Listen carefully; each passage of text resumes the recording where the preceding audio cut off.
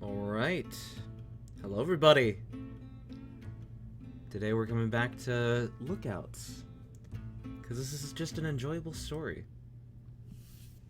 At least to me. It wasn't the red morning sun, now risen just above the horizon, that had woken you. Nor was it the gentle slumbering breath of Joseph against your neck, doing its best to lull you back to sleep. What woke you wasn't even the familiar crick at the base of your tail from sleeping on the bedroll, a stiffness you couldn't wait to stretch out. It was your thoughts. All the thoughts in your mind, like so many wild horses running, of what may come next. What you both had to do. The nights spent on a lookout were better than the sleepless nights back at camp, but you still dreaded the dawn that came after. At least you had Joseph this time. At least you had him for what was to come, you hoped. You could feel one big wing of his wrapped around your stomach, shifting as he started to wake too now. Oh, and the music come back. Alright. As much as you wanted to keep lying here with him for just a few more minutes, you knew you had to get up. Did I? I don't know if I updated that, but hopefully I did. Coffee wouldn't brew itself. Yo, y'all have cowboy coffee? Y'all are living the life, apparently. You peeled back the blanket as little as you could to let yourself escape, gingerly untucking Joseph's fingers from your side. Sliding off the bedroll and through the dirt, you let Joseph's arm down gently. Crouching low on your knees, you gave his hand a gentle squeeze, feeling the soft, dry, dusty feathers beneath your fingertips. Holding this moment in your head that it might stay there. You stood up, dusting yourself off everywhere you could. Time to get ready. Even with Joseph here, your morning routine was mostly the same. Just doubled, you supposed. Feed and water the horses, both of them. Make a pot of coffee, double the amounts though. Let it brew for a little longer too, on the same fire as you used it last night together. You kept thinking while the coffee boiled. There were many things you didn't have time to think about yet. Even so, unimportant thoughts still rose. An unimportant thought that kept bubbling up was how nice it was to not have the usual knot in your stomach. The tightness that twisted every time at camp when you had to get food or drink to use the same tools in the same space as the others. It was nice not to have to worry right now. You thought about sharing this? Joseph wouldn't complain about having to get coffee from the same pot as you. He wouldn't get angry that you were handling his stuff. Could it have always been this easy? Your stomach rumbling snapped you from your thoughts. Of course, you'd forgotten breakfast. You went back to your bag and unwrapped some salted pork, holding it between your teeth and tearing a chunk off. You always liked how chewy it was, when you weren't in a rush. The rhythm of your jaw grinding it up helped you think. Possibilities were rolling around in your mind. Dice cast along the branches of a tree, how things might play out. Although you couldn't just keep it to yourself now. For better or worse, this was about the two of you.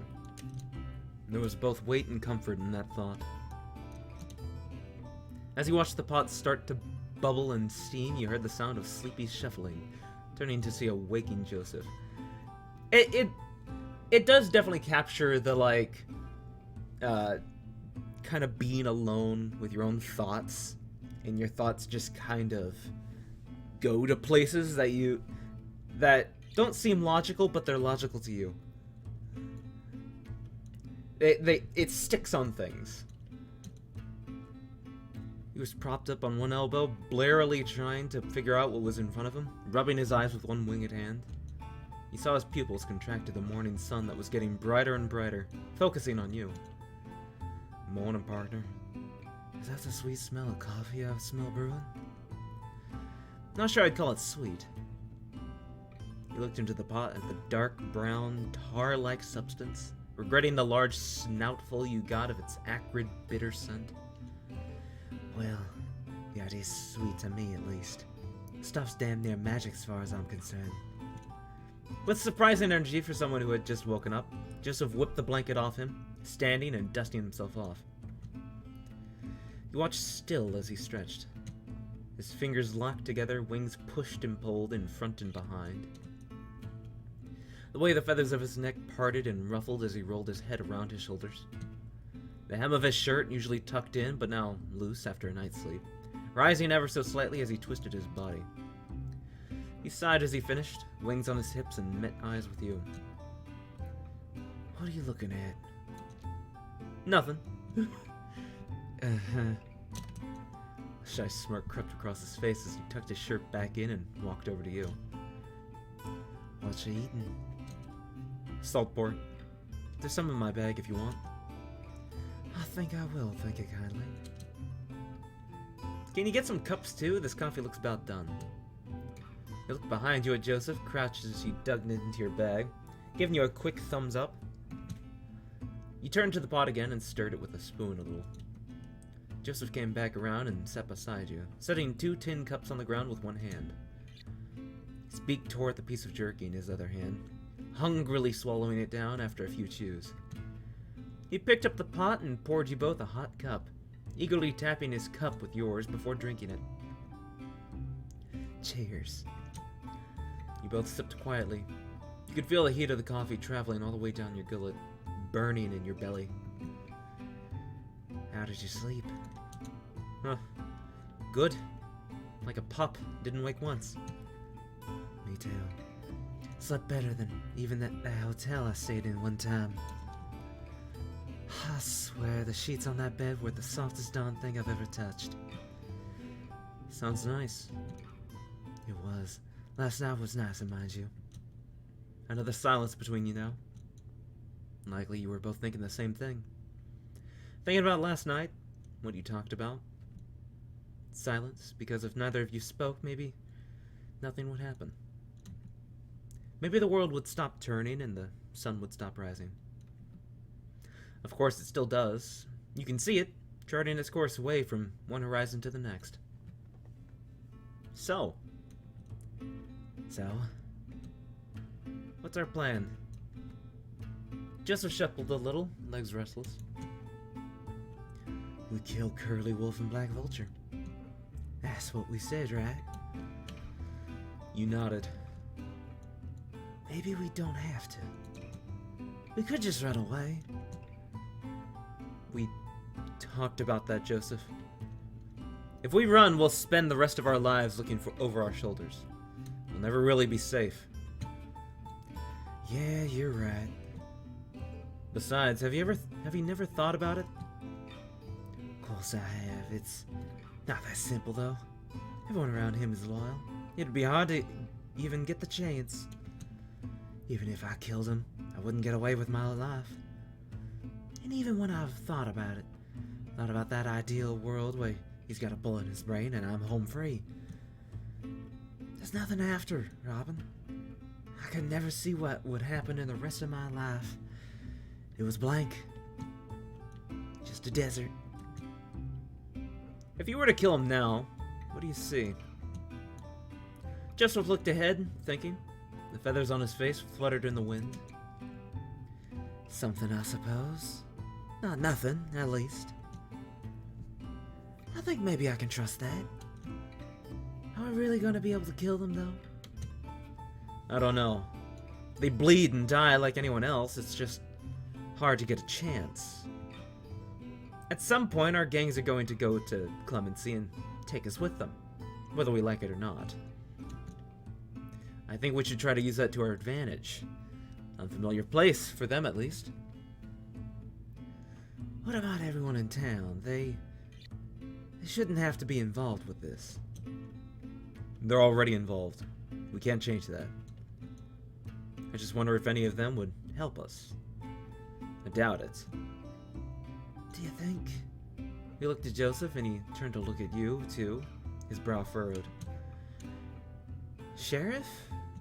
You felt a cold dread wash over you, even in the heat of the morning sun. No, I don't think Sheriff wants anything to do with us. We'd be dead before we even crossed the town line, remember? I know, it was something about it. How Sheriff was when we were told to leave. I don't know if I fully believed it. Sorry, Joseph, I think that's just wishful thinking. Hey, you listen to me now, I ain't making it up. His voice was suddenly sterner, the timidness that had been in his voice now gone. I'm telling you, Sheriff. I don't think Sheriff wanted to tell us to leave. There's something far too sad about it. You saw it too, right? I'm not imagining it. You thought back. It had hurt too much to dwell on it, but now you thought about it, you had to agree. It wasn't like other times when you'd been exiled or barred from places. There was anger, but there was also frustration. Disappointment. That wasn't normal. You might be right. Even so, I don't think we can go waltzing back into clemency and expect Sheriff to welcome us with open arms. We still don't even have a plan. I think we need to talk to Sheriff. Even if we don't have a plan, Sheriff needs to know what's coming. Yeah, you're right. I just don't know how. We need to get to Sheriff without being seen, ideally. I don't want to risk getting shot, however unlikely. Without being seen. You set your coffee down, getting up and walking to the edge of the cliff. You didn't need binoculars to see the shape of the town from up here. How the land moved and shallowed down towards the buildings. You looked along the cliff in the opposite direction to where you've gone yesterday. Hey, Joseph. I think if we ride our horses this way, we could maybe get to the town from the back. Sheriff's office is at the back of the town there. If we surrender ourselves, we might get to talk to Sheriff. Joseph got up from where he was and walked over to you, looking along the cliff where you were pointing, sipping his coffee.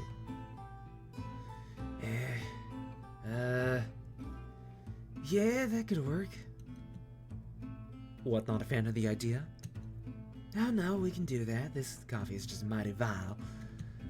He held the cup over the edge and tipped it upside down. The brown sludge falling into the sand below. Let's get going. We don't have much time before us. For both of us, we'll be needing to head back to our gangs. Yeah, of course. You took one last look along the cliff face, then started helping Joseph clear up the camp, making haste to get on your horses. Alright, so we have sort of a plan, it seems.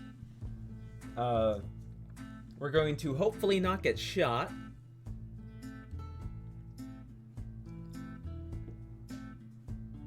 I guess try to talk to Sheriff about how they need to get the fuck ready, because there's some people with guns who are looking for gold, and they're not going to take no for an answer. Hell, they might not even take yes for an answer.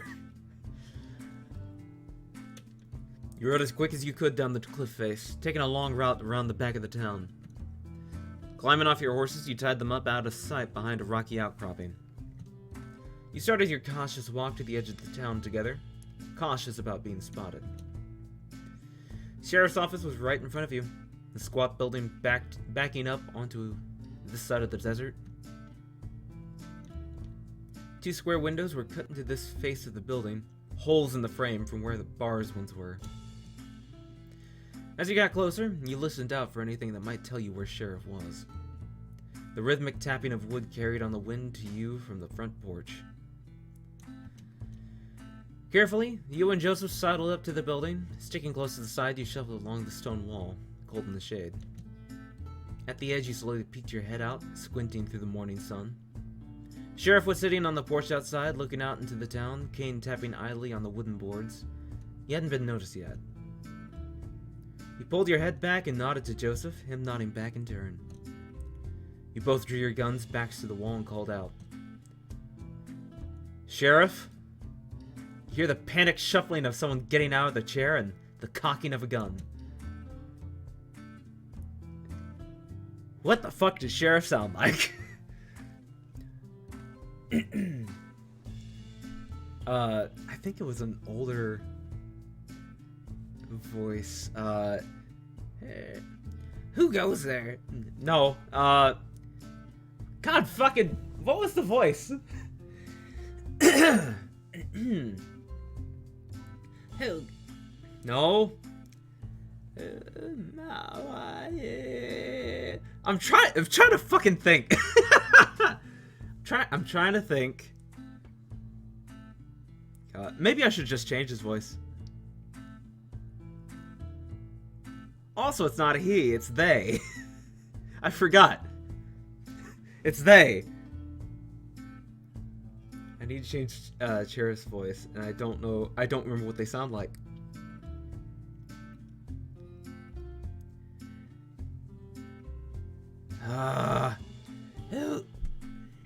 Oh, God, no.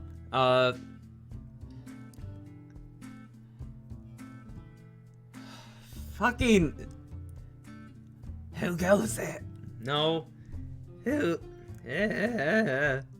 Should I break my voice? Yo... Oh, Uncle Grumpus, how are you today?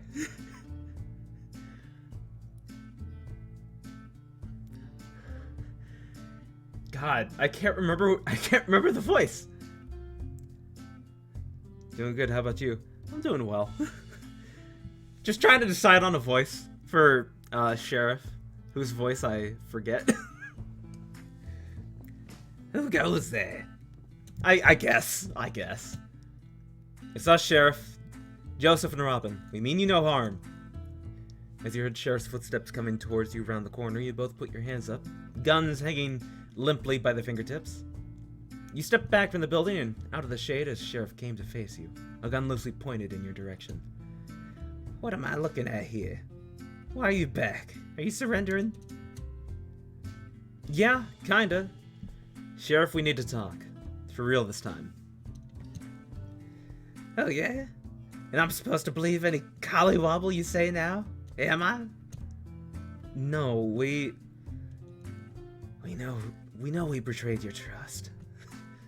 We lied to you about why we were here, but we didn't lie about the danger to the town. We're asking for your chance to explain ourselves. Sheriff's brow was furrowed. You could see that even under the tough and scaled skin. A few moments of silence passed between you. Sheriff holstered the gun slowly and calmly, the click of it uncocking, letting you breathe freely again. Come into the office then. We have things to discuss. You gave each other a look of relief as Sheriff turned to walk back. Put your guns away and follow the lizard around.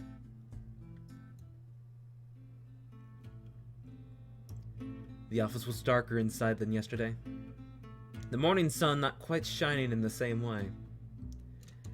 Sheriff stood with both hands on the cane, face curious and stern, still untrusting. So, boys, what do we need to talk about? You looked at Joseph and he met your eyes. They were darting about in the small way they do, even when you're focusing on a point. He gave you a little wink, that was all you needed. Yesterday when we told you about those outlaws heading here, that wasn't a lie. Or I guess it was a white lie.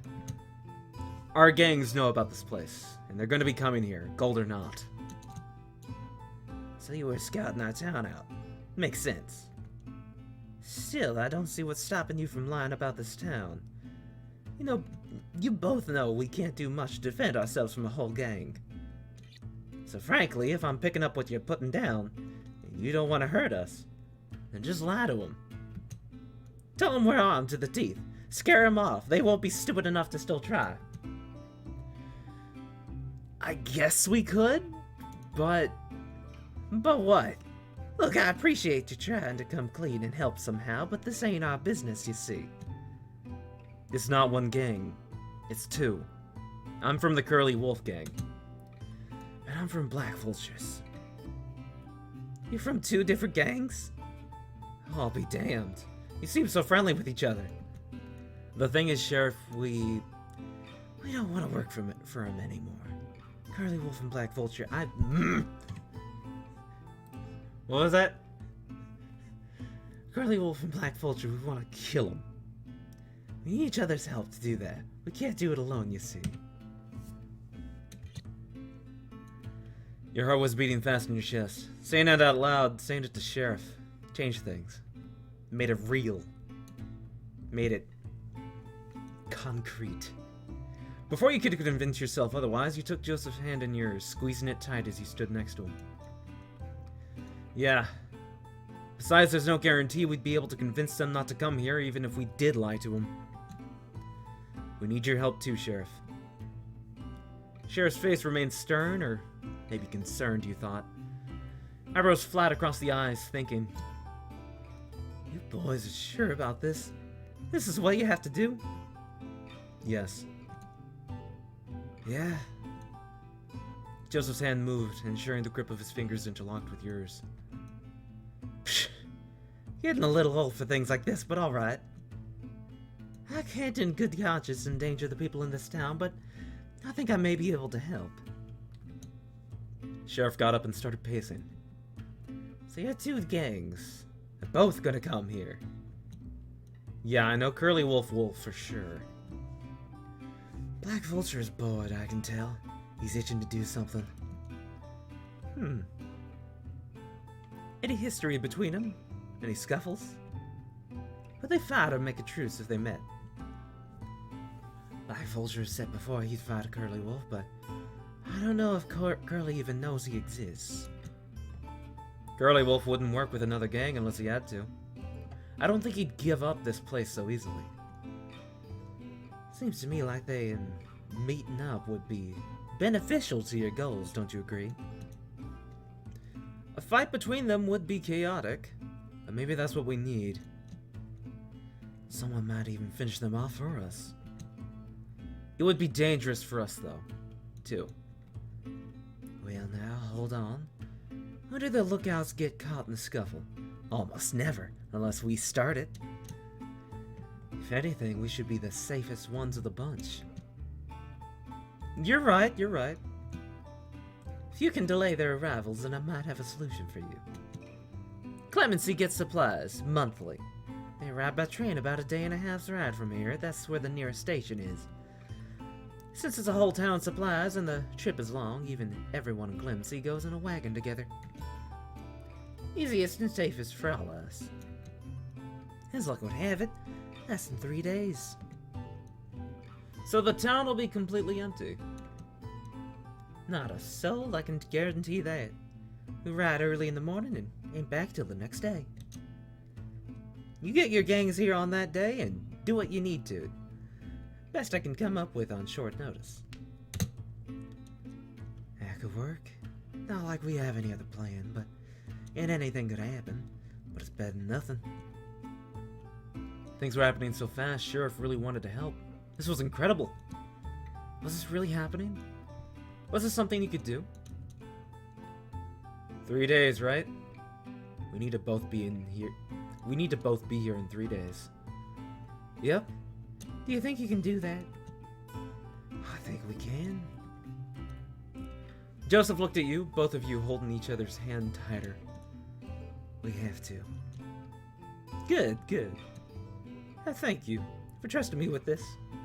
You took a real gamble coming back here. No, thank you, Sheriff. Really and truly. I hope to see you again when this is over. God willing, you'll make good on that promise. For sure. I think we both need to get going now. We'll be expected back today. Yeah, we need to start riding soon. Godspeed then, both of you. Keep yourselves safe. You felt sick to your stomach and light on your feet. You nodded at Sheriff and left, still holding Joseph's hand.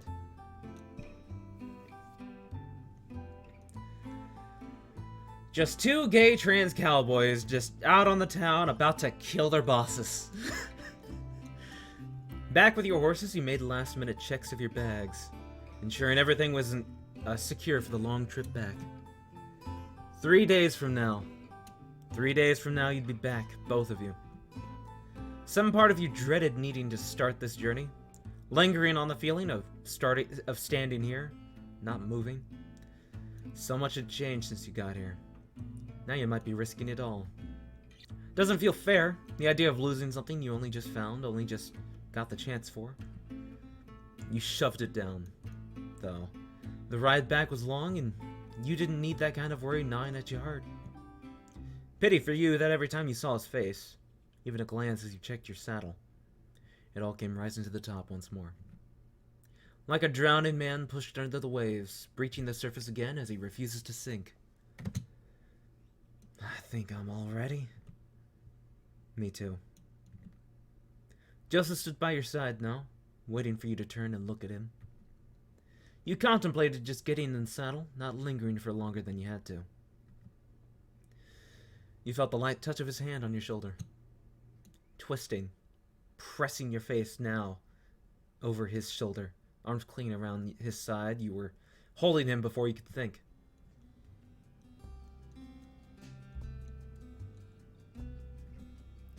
Joseph said nothing. He did nothing, too, for a moment, until you felt the weight of his arms on your back tightly clinging to you. Your hand took a great fistful of his clothes between your fingers where they lay, and as you held him tighter, he squeezed you even more. You wouldn't care right now if he squeezed you hard enough to break a rib. Feathers on his neck tickled your face and poked your closed eye. You could feel the way his back bent as he leaned ever so slightly over you. You don't know how long the hug lasted, but eventually you let go.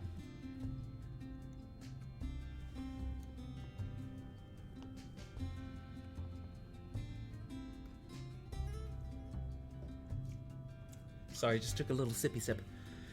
You could feel imprints on your skin from where the hardness of his clothes, his buttons, his belt had dug into you. Still, you didn't mind. He held you still, facing each other, holding each other's arms, looking at each other. Joseph's eyes flicked around your face and to the top of your head, holding his gaze there for a moment before leaning in. You felt the gentle prod of his beak on your scalp, the sharp edges tugging at your fur. He preened through a few more times, pulling gently and spitting the loose hairs to the side. Donnie pulled back, his face a little sheepish. Yeah, that's better. Need to look your best when you go back. Thought your mama said it was impolite to use your beacon. Oh, she's not here. Besides, I think you fit the criteria. Thank you. Your cheeks were hot and flushed with what felt like all the blood in your body. You were sure you could see the same under his feathers. I'll see you in 3 days, you hear? Yeah. We'll kill those bastards. Yeah. You nodded. His hands trailed your arms as he walked away to his horse. You got up into your saddle too, the reins familiar in your hand. Joseph trotted his horse around up alongside you, facing the opposite way. Well, partner, time to go. Wait, Joseph, just promise me. If something goes wrong, you'll run. Promise? Killing them isn't worth it if you die too. If you run, I'll run. They ain't worth the effort of dying. You smiled at him with the same type of smile as when you left home. Weak and worn, but relieved all the same. Goodbye, Robin. See you soon, Joseph. You both started your horses moving, gently trotting until you were no longer beside each other. You heard Joseph give a "Kya!" and his horse set off at speed, kicking up dust into the air when you looked behind you.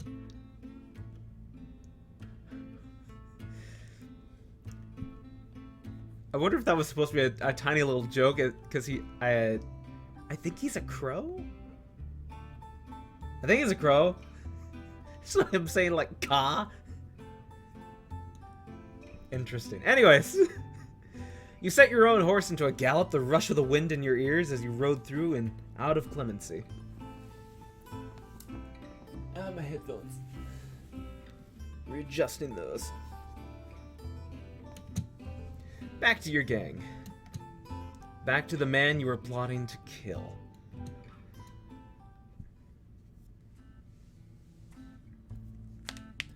The midday sun hung harsh and bright in the sky as you made it back to the camp.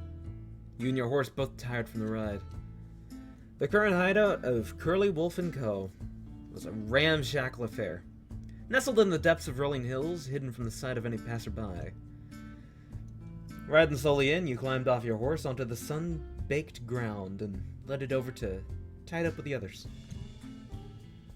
The smell of food wafted, but you could see people cleaning up already. You'd missed lunch. As you made to leave the horse, a sudden thought struck you, and you doubled back to scramble about in your bag. Or was it you hadn't left it behind, surely? The trickle of panic that had started to leak into your chest thankfully stopped as your fingers felt the soft brush of what you were looking for. You pulled the feather Joseph gave you out of your bag, holding it closely to yourself. You let out a short gasp of a sigh. Oi, tomboy! Your ears pricked up and stood up straight at the sound of Curly Wolf shouting at you. You hastily tucked the feather away in your pocket. You turned and made your way over to Curly, eyes down to the ground, avoiding the looks of the others. You know how things work around here, don't you, tomboy? Yes. Curly grabbed a handful of your poncho, pulling you forward, stumbling before roughly shoving you off your feet onto your back. You'd learned how to take a fall by now. You didn't scramble, you just let yourself lay in the dirt for a moment, waiting. Get up. You pressed your hand to the ground and got up. Not too fast and not too slow. The others still got a laugh out of this routine, but you were too bored of it to be embarrassed anymore. If you know how things work, then I shouldn't have to punish you for not doing what you're told. When you come back, you come straight to me with what you found. You don't stand around playing with your little horse. With your little horsey. Yes, boss. Right. Come on then, spit it out. I found the town. A place called Clemency. It's got some gold from mines, but no bank or anything like that. What would you say now? If Curly knew Sheriff was the only person there who even resembles a lawman, he'd just go barging right in. This lie was crucial. He couldn't catch you out. The place looked armed to the teeth, even so. All the townsfolk had some way of defending themselves. No gun laws like other places. Oh shit. I was hoping it'd be a breeze. We need an easy win right now. I found out from the sheriff that the place is going to be empty soon. You were focused on a hill in the distance, not daring to look directly at him. Still on the edge of your vision, you could see Curly's eyes narrowed, staring at your face, studying it. Why, hello there. Hello, Savage, how are you today? And thank you for the follow. How come? I'm good, that's good. Overheard that they retrieve supplies for the town every so often, and the next caravan drive is in 3 days. Just realized I'm not followed, lol. It's good. Whole town is going to be going. It'll be empty and unguarded. The suspicion in Curly's eyes melted into a smugness, and a grin split his face from ear to ear. Hot damn. Now that is an easy win. He turned his face away from you, shouting into the air of the camp. Boys! 3 days from now, we're gonna be rich! He walked away around the camp, kept talking, hyping it up, riling everyone up for what was to come. You didn't need to listen anymore. Your job was done for now. You went back to being invisible, staying out of the way, the usual. Thanks for both of you for stopping by the stream last night. Yeah, you're welcome. That was Swole's raid, I believe I was in. Also, again, congrats for getting an affiliate. That's cool. That night, the hills were full of the sound of howling, cheering, drunken songs as the Curly Wolf gang prematurely celebrated their victory. This was a bigger deal than you had maybe anticipated. In any case, your goal was the same, and they didn't know what was coming. Curly Wolf didn't know what was coming. He was the cockiest you'd ever seen him. The days after were a blur. If you weren't needed to help with some menial work somewhere in the camp, you were just sleeping in your tent. Trying to avoid the blazing heat, keeping out of everyone's way like you always did. Waiting, just like everyone else, for the day you'd ride out.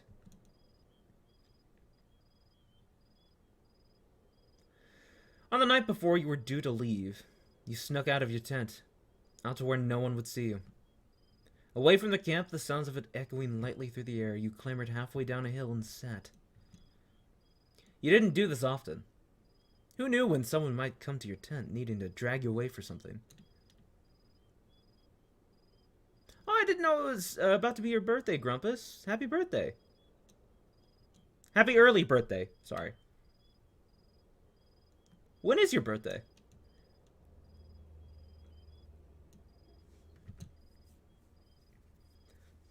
You couldn't risk it often, being unfindable, but you thought it important enough to do tonight. On the 10th. Oh, okay, so like literally tomorrow. All right. Well, again, happy early birthday.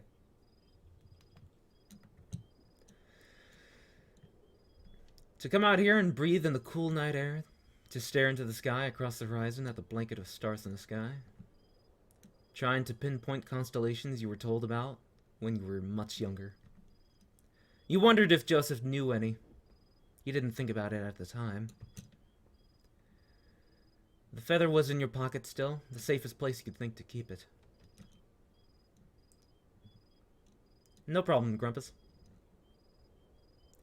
At night, when the lights were out, and the tent was filled with the sound of someone snoring, you'd hold it in your hand, flicking through it with the claw of your thumb, feeling the smoothness against your fingers just for a bit before you put it back.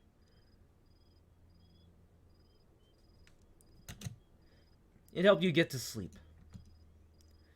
Again, now, while you were alone and sitting under the stars, you pulled it out of your pocket, fiddling with it in your hand, feeling it tickle the pads of your palm.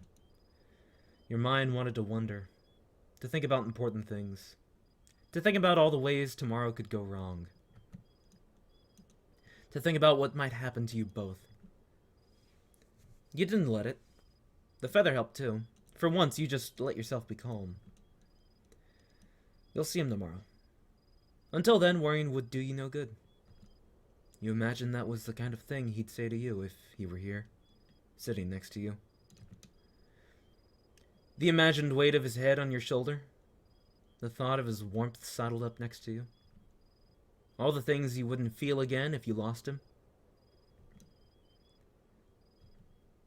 You'll see him tomorrow.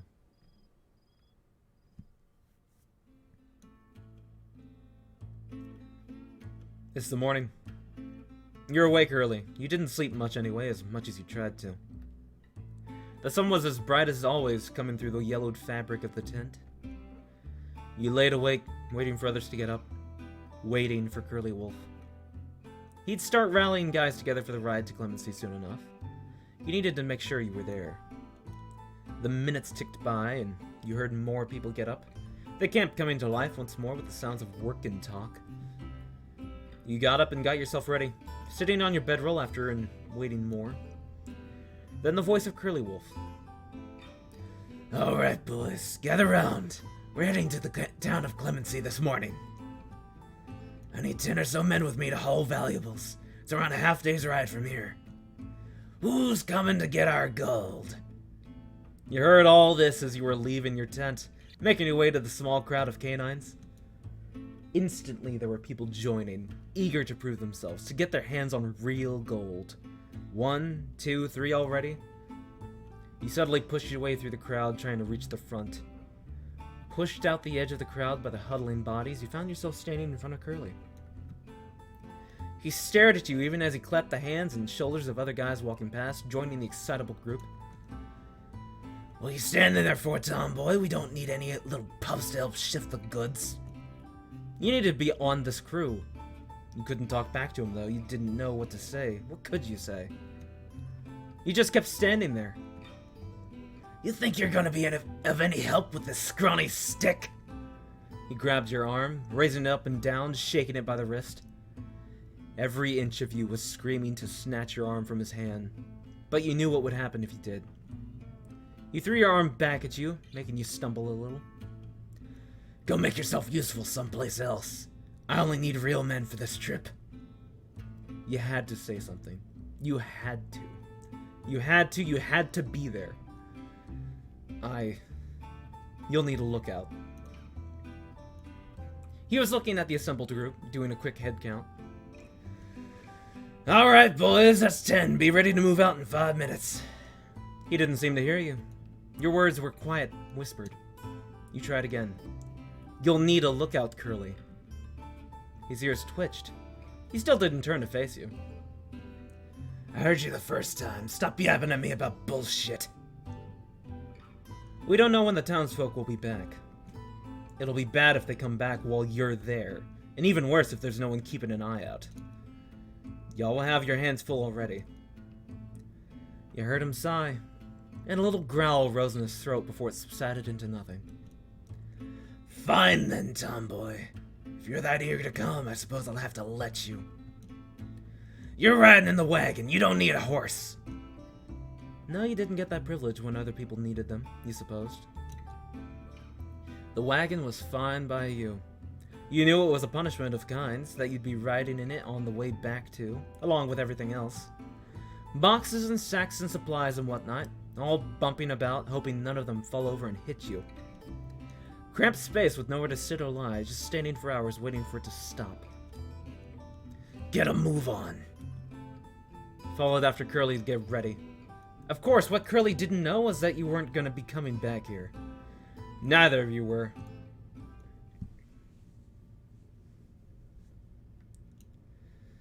So we got 10 people in the gang, plus the leader, plus me. Although I'm not going to do shit. From where you sat, slumped in the corner of the wagon, the wind whistled through the gaps in the canvas next to your head. The edges flap, the wind ruffling your clothes and your fur, drying up your nose as you sit with your knees up. The wagon rocks and bumps as it's dragged by the horse through the desert, and this corner is the only place you feel safe enough to stay. You could at least keep yourself steady even as it tried to knock you about, clinging onto the wooden frame. Looking toward the entrance of the wagon, where the covering split down the middle, you couldn't see much. Or rather, what you could see were great clouds of dust billowing out from the wheels and into the dry air. As uncomfortable as the wagon was, at least it provided you shelter from the sun, unlike riding on horseback. The winds coursing past your ears were welcome too, cooling your head that was swimming with thoughts. You knew you were close to Clemency now. The entourage had been traveling long enough. As you got closer and closer, the minutes stretched on, you felt sick to your stomach. Less so butterflies, more like hornets. This was going to be it. This was what you'd been waiting for, not just for days, but years, really. A chance like this. All the anxieties and concerns you'd pushed down last night were rushing back up, like geysers. What if Joseph wasn't there? What if his gang wasn't there? What if you reached Clemency and Curly realizes you were lying? What if you couldn't kill them both? Or they demolished the town and Sheriff came back to find nothing left? To find you'd broken your promise. What if you were killed? Quickly or slowly, you'd seen Curly kill traitors before. The simple fear of dying took hold of your heart. The chill of the Reaper's shadow. No. This wasn't going to be it. This isn't all there was going to be. You'd see him again soon. You'd do what you had to do together. This wasn't going to be it. There'd be more after. It was hard for you to imagine, but you knew it to be true. There'd be days after today. You wanted to see them. And if you die, at least it was for a reason. Sure as hell we're going to go out without a fight. This was a risk you'd always be willing to take. You and Joseph would take it together and you were going to see it through. You stilled your resolve, locking the furnace of your heart so that no one may put it out. The rumble of the wagon started to slow. This is starting to get intense.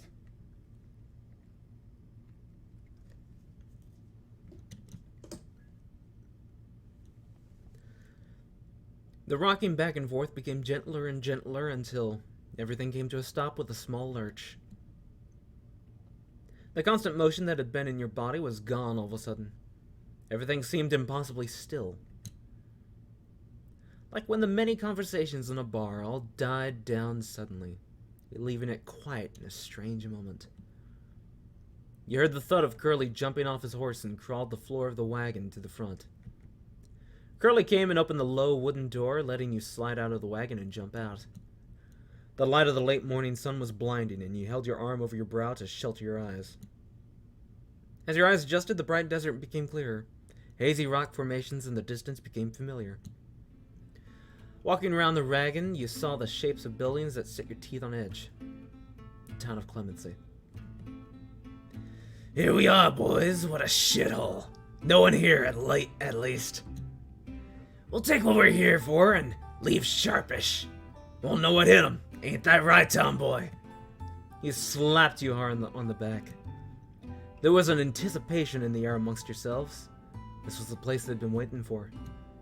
You'd been waiting for it too, but the anticipation was not one of eagerness.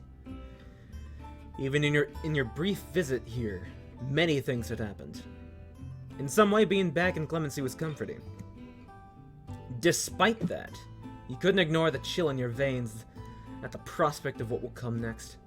There was no backing out now. It felt like those few times in the past when the fuse on a stick of dynamite had been lit and you were still holding it. There was only going to be a few moments more until the spark reached the end of the wick.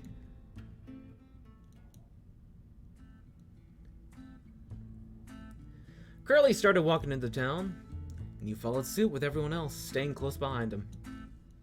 Clemency was dead quiet, not a soul in sight, just like Sheriff said it'd be. He studied the town as you walked down the main street, peering through windows, drawing up plans in his head. Every building you walked past filled you with a little more fear. You were still waiting for something to happen. For anyone else to appear. Soon enough, Curly would want to get started for real and ask you where the gold was supposed to be. Then at the end of the street, you saw what you were waiting for. Who you were waiting for. A hazy, clumped group of guys making their way up onto the main street from the other side of the town. As they got closer, it became clearer. The figure of a tall and slender bird with many others in tow straggling behind him. Much like you behind Curly.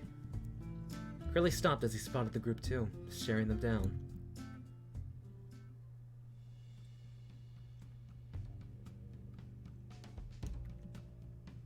Now who the hell's in my town? He started walking again, with purpose and menace, and they quickened their pace and turned towards you. You felt your heart beating in your chest now, reaching up to your throat, blood rushing, adrenaline starting to build in you. They were really here, and you could see Curly wasn't happy about it. Both sides slowed as they came closer to each other, coming to a stop halfway down the street, a few dozen paces between them. Not too close, not too far. You saw Black Vulture much more clearly now, and he was looking with intrigue at Curly. You looked past him, though, desperately searching for the small crowd of people following in his wake, until you saw the one you'd been waiting for. Joseph, stony-faced and stern, blending in with his compatriots. It was almost funny to compare the laid-back and jovial man you'd gotten to know. After a few moments longer of staring each other down, Black Vulture spoke. Well, well, is that who I think it is? The infamous Curly Wolf. What's it to you? And what are you doing in my town? Well, I'd imagine we're both here for much the same reason. I've heard tales of your exploits. Guess I'm the same. Who are you? I'm Black Vulture, gentleman outlaw. Doesn't ring a bell. The feathers of Black's neck clearly ruffled at Curly's rebuttal, but he waved it off. More fool you, I say. You here for the gold, then? Yes, and how strange that we might run into each other like this. I'm willing to bet you're not a Sharon man. Like I said, this is Curly Wolf property now, so you best go and fly away. No, I don't think I will be, Curly. I think it would be a shame for so much gold to be wasted on scum like you.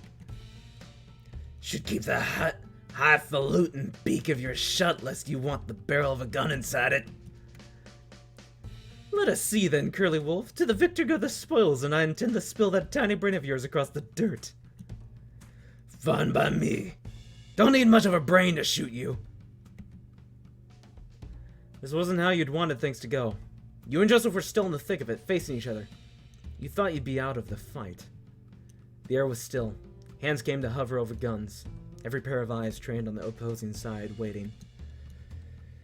In a standoff like this, it was a test of the boss... It was a test of the boss's mettle, their mental fortitude. How long would anyone last before pulling the trigger? Trying to psych each other out, being the first to take the shot wasn't always the best call.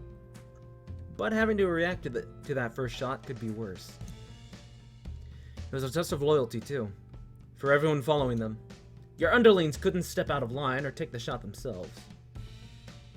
To break rank early would be a betrayal, but when bullets went flying, it was unpredictable. Staying meant a risk to yourself. You knew Curly was a good shot. He had the upper hand here, but you were reminded of something Joseph told you. Black Vulture wasn't the shootist. He had someone else for that. He could brag, but he wasn't the real one. You thought about whether Curly should know.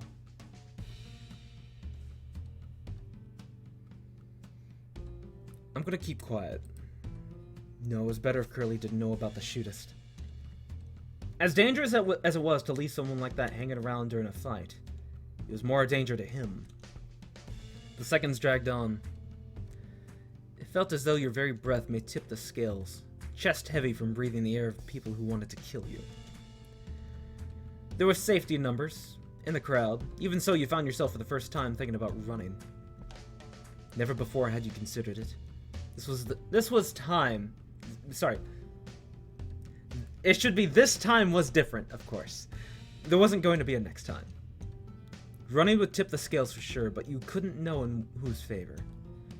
Play it safe with the gang, or run and let all hell break loose. Fuck, this is where you give me all the choices? Okay.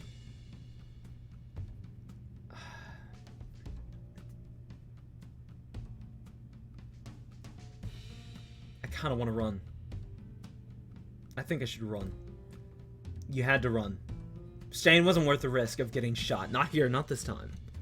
Across the impossibly long feeling gap between Curly Wolf and Black Vulture's gangs, you looked closely at Joseph, catching his attention. You nodded once at him, and he nodded back, understanding. If one ran, you both ran together. To your right side, you spied a gap. An alley between two buildings near you.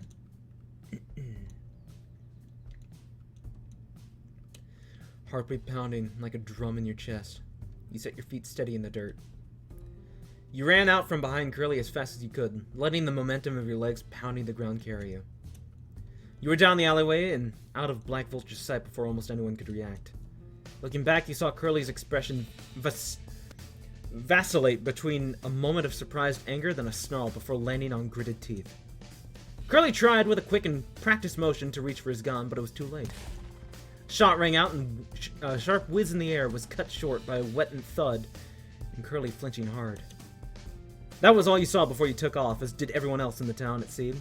You heard the scuffle of many shoes. Curly was the most dangerous person here right now. Even when hurt, you were glad to be making distance from him.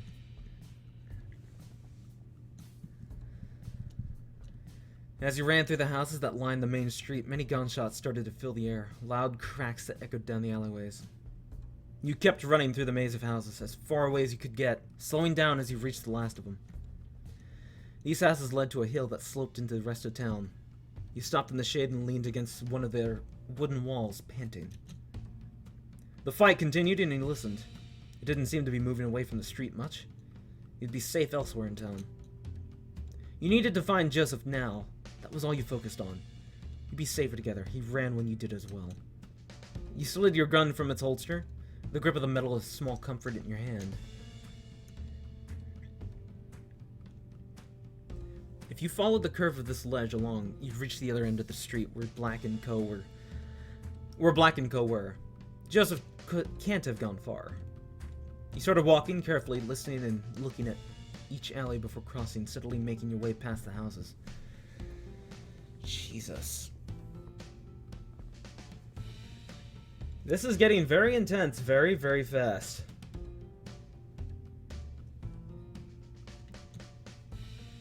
It wasn't long before you heard someone near you, shouting, familiar.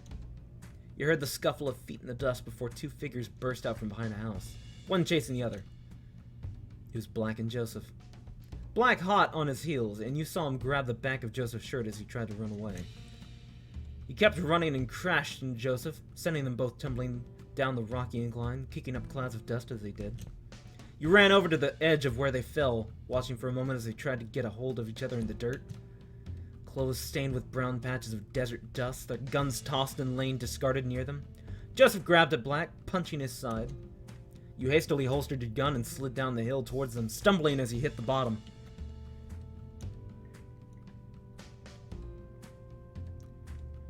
You carried the momentum of your stumble into a run and swung your leg towards Black, foot connecting hard with his stomach. He let out a grunt and a retch, clutching his stomach, giving Joseph a chance to throw him off. Joseph rolled away to his arms and knees, standing up quickly. Black tried to get up too, despite still being winded, but Joseph easily kicked him down onto his back with one foot to the chest.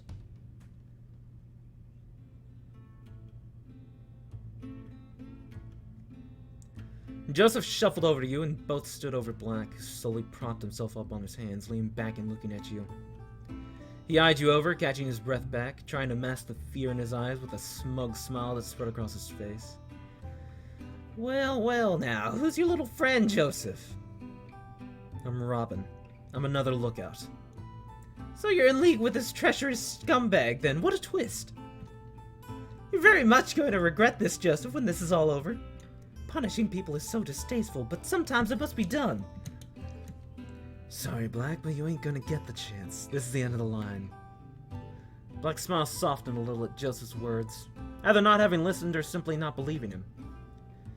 Joseph, don't be foolish. Help me up and I won't punish you too harshly, then we can forget all this nasty business. Your friend can even join us if you'd like. Let's go take care of Curly and then we can search for that gold. You saw Joseph waver for a moment, the offer taking over in his mind. His breath hitched for a moment, stealing the resolve of his promises. You really don't listen, do you? I'm gonna kill you, Black, for everything you've done. Black scoffed, brow nodding in anger and indignation. For everything I've done, you ungrateful little whelp! I'll tell you what I've done. I've been a gentleman, enjoying nothing but kindness ever since you joined me. I fed you, mentored you, brought you under my wing, and this is how you repay me. By threatening to kill me. I can't tell if you're lying in my face or really just that delusional. You don't care about me. You don't care about any of us. You just like having a posse that'll talk you up in saloons and do all the work for you. A city slicker playing cowboy for the sheer hell of it. Maybe you can fool other folks, but none of us ever bought all this gentleman shit for a second. Black's face was pure contempt. The face of someone used to always being told what he wanted to hear. You unholstered your gun, handing it to Joseph on top of your palm. He took it, holding it by his side and cocking the hammer. How absolutely dare you! You have no idea what I've sacrificed! I gave up my life in the lap of luxury to rough it out in the desert with people like you, to live the life I was told stories about. I made a name for myself, Black Vulture, the gentleman outlaw of the West. You're not a gentleman. You didn't do anything. Your gang made your name for you. Joseph made your name for you. He's more of a gentleman than you'll ever be. Black's brow furrowed and his eyes squinted at you, filled with the rage of a man who was never told no. The wind died down for a moment. Everything was impossibly still. Not a movement, not a sound. The whole world seeming to take pause, waiting. The stillness was broken as Black's body twitched, and he threw himself towards his gun, scrambling in the dust to try and grab it. Joseph shot at him, missing, then shot again as Black just touched his gun, the bullet passing through his head with a spray of blood. Black's frantic body fell limp, settling. A few moments passed, the sand under his head becoming a stained dark brown. Joseph turned to you. He was trembling, his hands fluttering. He grabbed the gun by the barrel and gave it back to you. You took it and holstered it again quickly, stepping closer to put your arm around him. He was warm. And as he put his arms around you too, you felt every shake and tremble of his head on your shoulder. Arm tied across his back. You're alright. You're alright. Are you hurt? No, I'm just fine. A few bumps and bruises is all.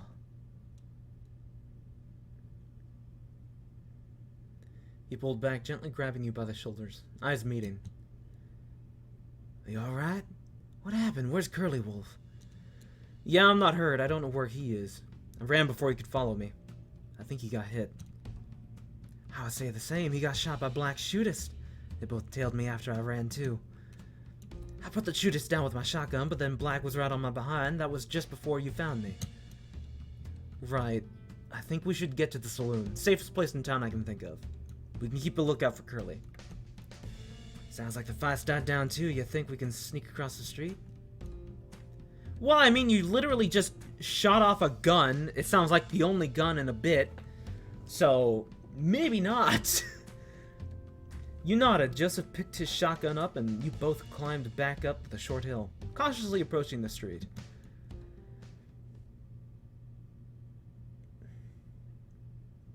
You both settled up against the wall before an alley, staying out of sight, looking and waiting to make sure it was clear. You saw and heard no one you saw and heard no one. Not from the street, and if you cut through here, you could get to the saloon quickly. Joseph thought it a safe bet, too, and nodded at you to go. You left the cover of the buildings, walking close to each other. As you round the corner, you walk past the thin side door of a house. You take no note of it, or of it being slightly ajar. Not until you hear the creak of its hinges that it opens more. Not until you feel a hot, piercing pain in your side, and the vice-like grip of a clawed hand on your shoulder pulling you into a knife. You cried out at the sharp metal invading your flesh, flailing to try and grab onto Joseph, who snapped around to look your way. Enveloped in the shadow of the dark house against the midday sun, Curly Wolf crouched in the doorway, dragging you down. Without a second thought, Joseph bounded toward you both, leaping past you to bodily tackle Curly. You felt the relief and the searing emptiness of the knife slicing its way out of your body, the flesh below your ribcage staining your shirt. You fell to the ground, any twisting of your body pulling at the new injury with new pains. Joseph had pushed Curly to the ground and was rightly wary of the knife, but his hesitation gave Curly too much of an opening. Attacking without thought like the hurt animal he was, he swung the knife at Joseph, and Joseph recoiled out of the door with a cry.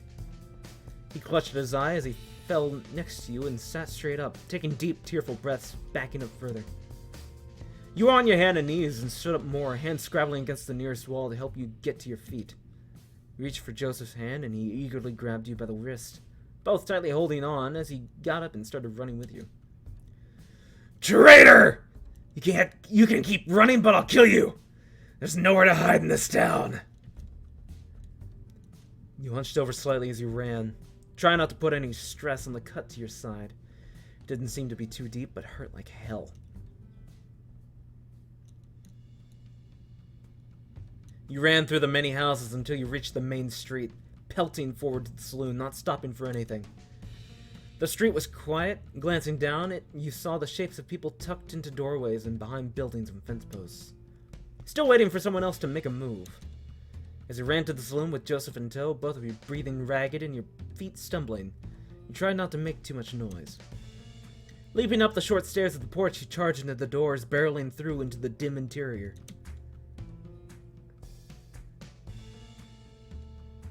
You turned around and slammed the door shut, giving yourselves a moment to breathe with your head down and hand flat against the wood. You're bleeding. You turned to Joseph, getting close to him.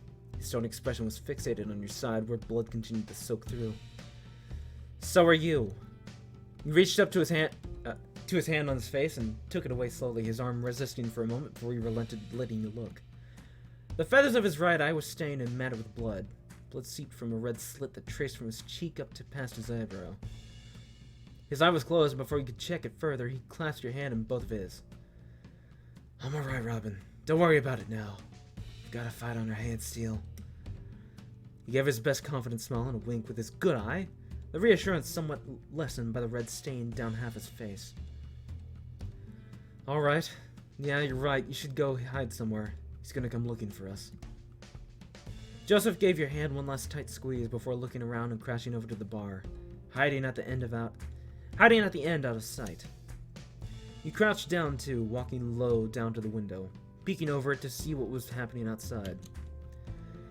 As if on cue, Curly stumbled out of the alley you'd just come from, wildly searching with his head swinging back and forth. A growling bellow broke the silence of the street as he shouted into the air. Come on, boys! We've got a traitor in our midst! Start searching! It was hard to see from where you were, but a few of your fellow gang members crawled out from the woodwork. The Black Vulture gang had seemingly been taken care of already, save for Joseph, and one other bird who sprang out from a doorway.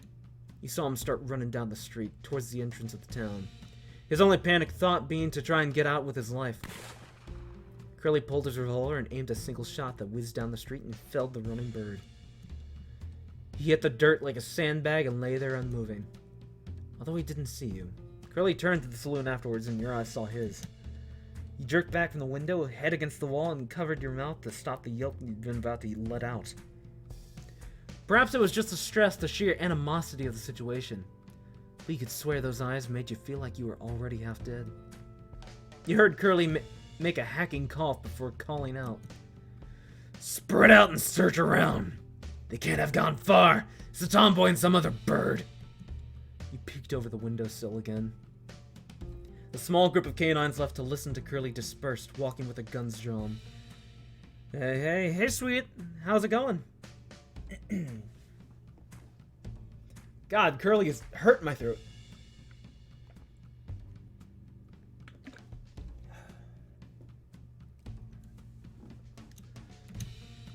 Couple started heading your way, toward the saloon. This was bad. This was really, really bad. They couldn't find you here, not now. Your eyes searched around the saloon for another way out. Before they could reach the porch, however, shots rang out in the street once again.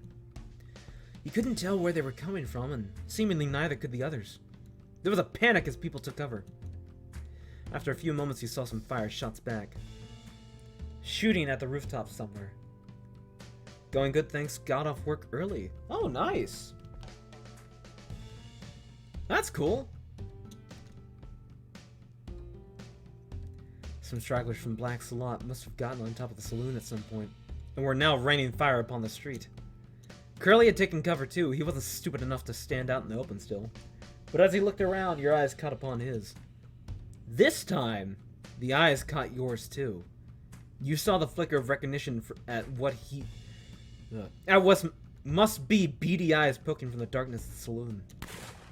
Without hesitation, he leveled the gun up towards the window and shot. A loud crack of the wooden wall made you recoil to the floor. He'd missed, but now he knew where you were hiding.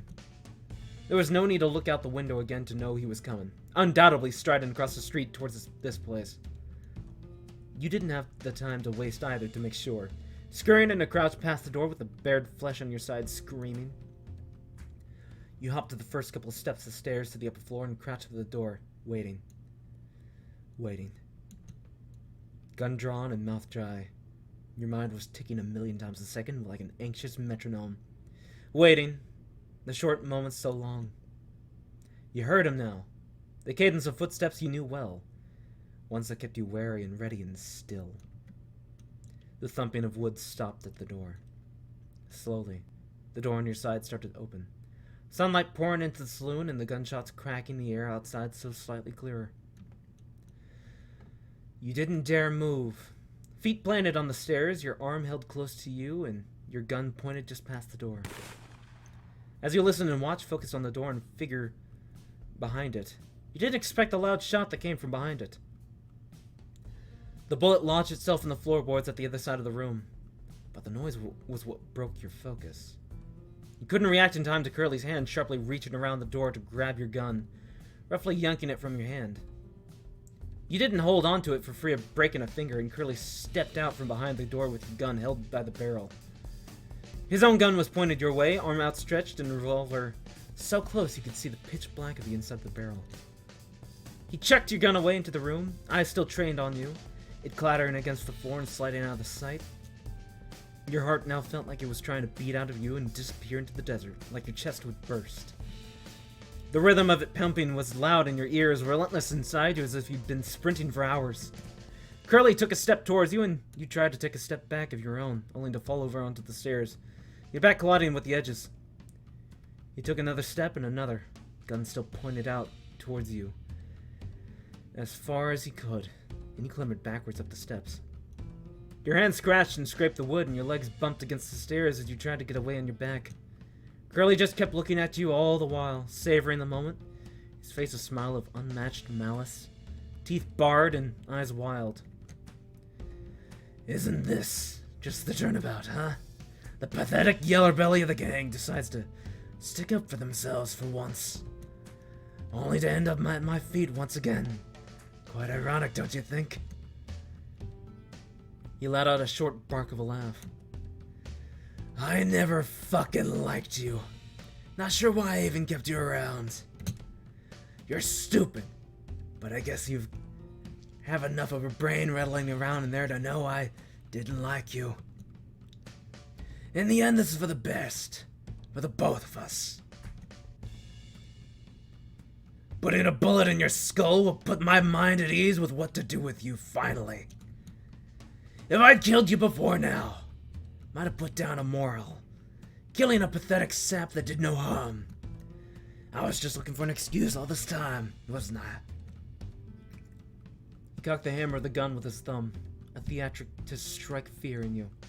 His hand was shaking ever so slightly, swaying. Despite playing it cool, you could tell it was an effort for him to pull it back. The click of the chamber, a relief in his arms. You saw now where he'd been shot, just next to his gun arm, a small red hole below his collarbone. And don't think I've forgotten about the bird you ran in here with. Once I've taken care of you, they'll be next. The panic in your heart coalesced as he spoke. You thought about Joseph, your heart settled in your lungs for the next moment. In that moment, you twisted your body and kicked. Your leg swung through the air and your foot collided with Curly's hand. The momentum of the kick threw his arm, stretching on his injury, sprang the gun from his grasp. His arm bent inwards and your foot carried the gun away over the banister to bounce and clatter against the floor.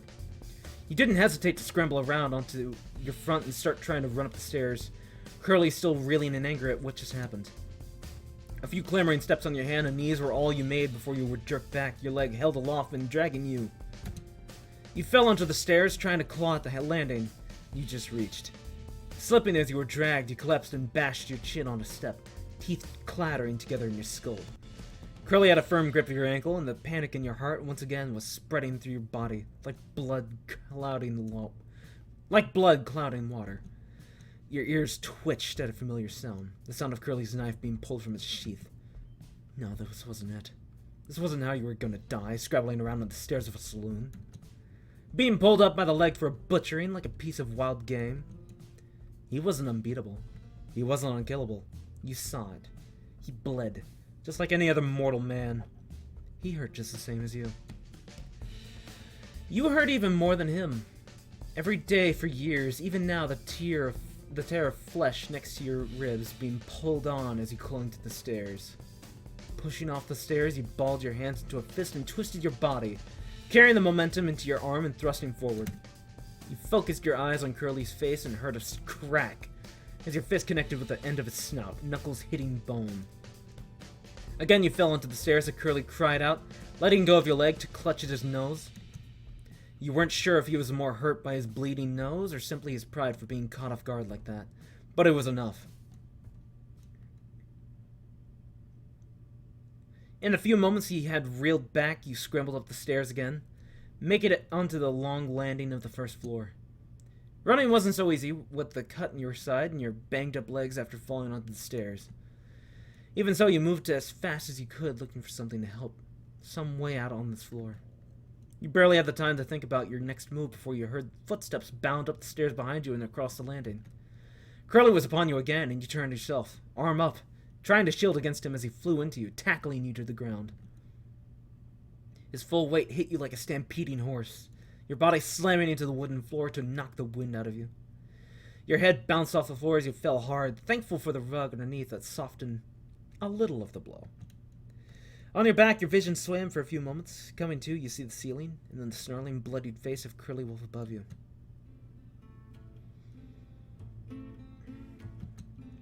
He pushed himself up to straddle you, kneeling either side, pinning you down before you could think to wriggle away.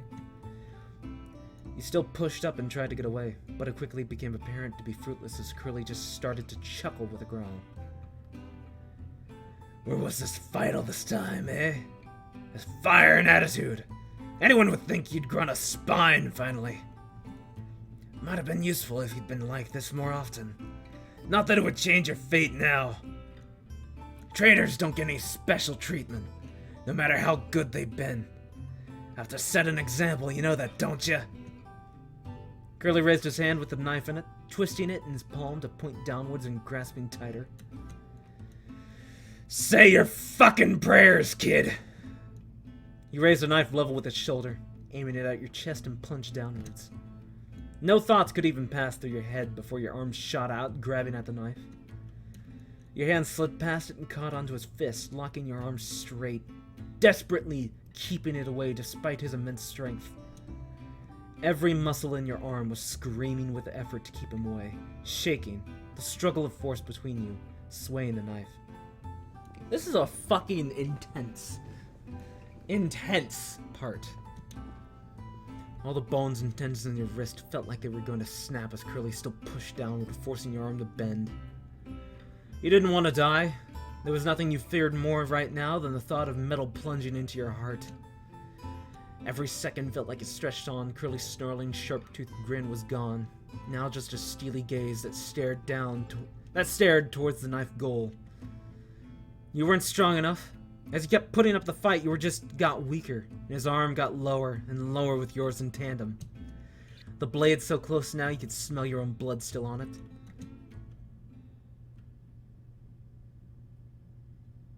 You closed your eyes. Your jaw ached from your gritted teeth. Your arm felt like it was on fire. With what might be your final breath, you gave one last hard push. Stretching toward the sky, the knife edge pressed on your arm.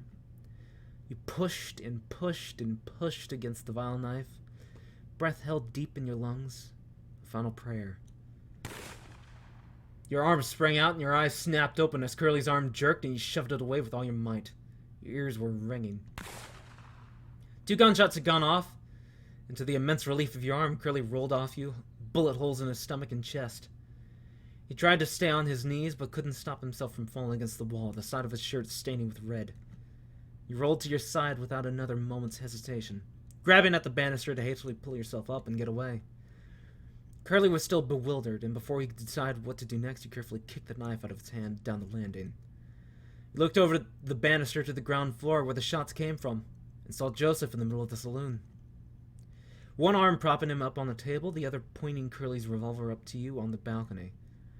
He was panting and out of breath, but a smile lit up his face when you met eyes with him. Curly was still against the wall, trying to cover up the holes in his side with a hand, but didn't seem to be trying to get away. He knew he was too hurt. You had the upper hand now. You waved over the balcony for Joseph to come upstairs. He did just that, shakily standing up and then slowly climbing the stairs, still wary of the tricks Curly might have up his sleeve. Joseph kept the revolver pointed at Curly as he walked over to you, passing it to your hand, keeping it level all the while. The metal of the gun was warm in your hand and sticky with Joseph's blood. You held it firm, wrist straight. Hey, we're gonna stop by to say hey and dip, cause yeah. Alright. Well, hello, Winters, and I guess goodbye, Winters. It's always good to see you.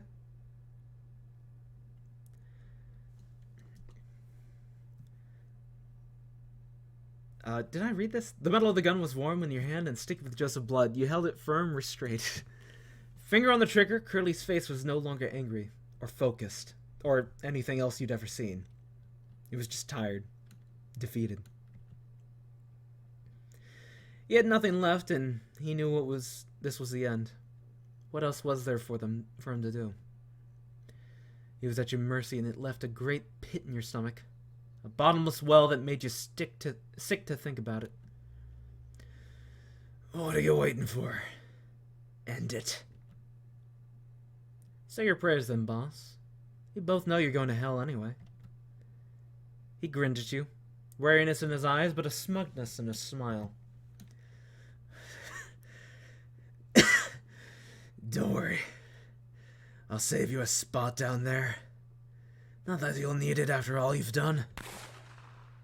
You squeezed the trigger, slowly, and it felt the click and pop of the chamber before the deafening bang that left a hole in Curly's head. Hey, sweet, and goodbye, sweet, and see you where. Have a good one, Winters.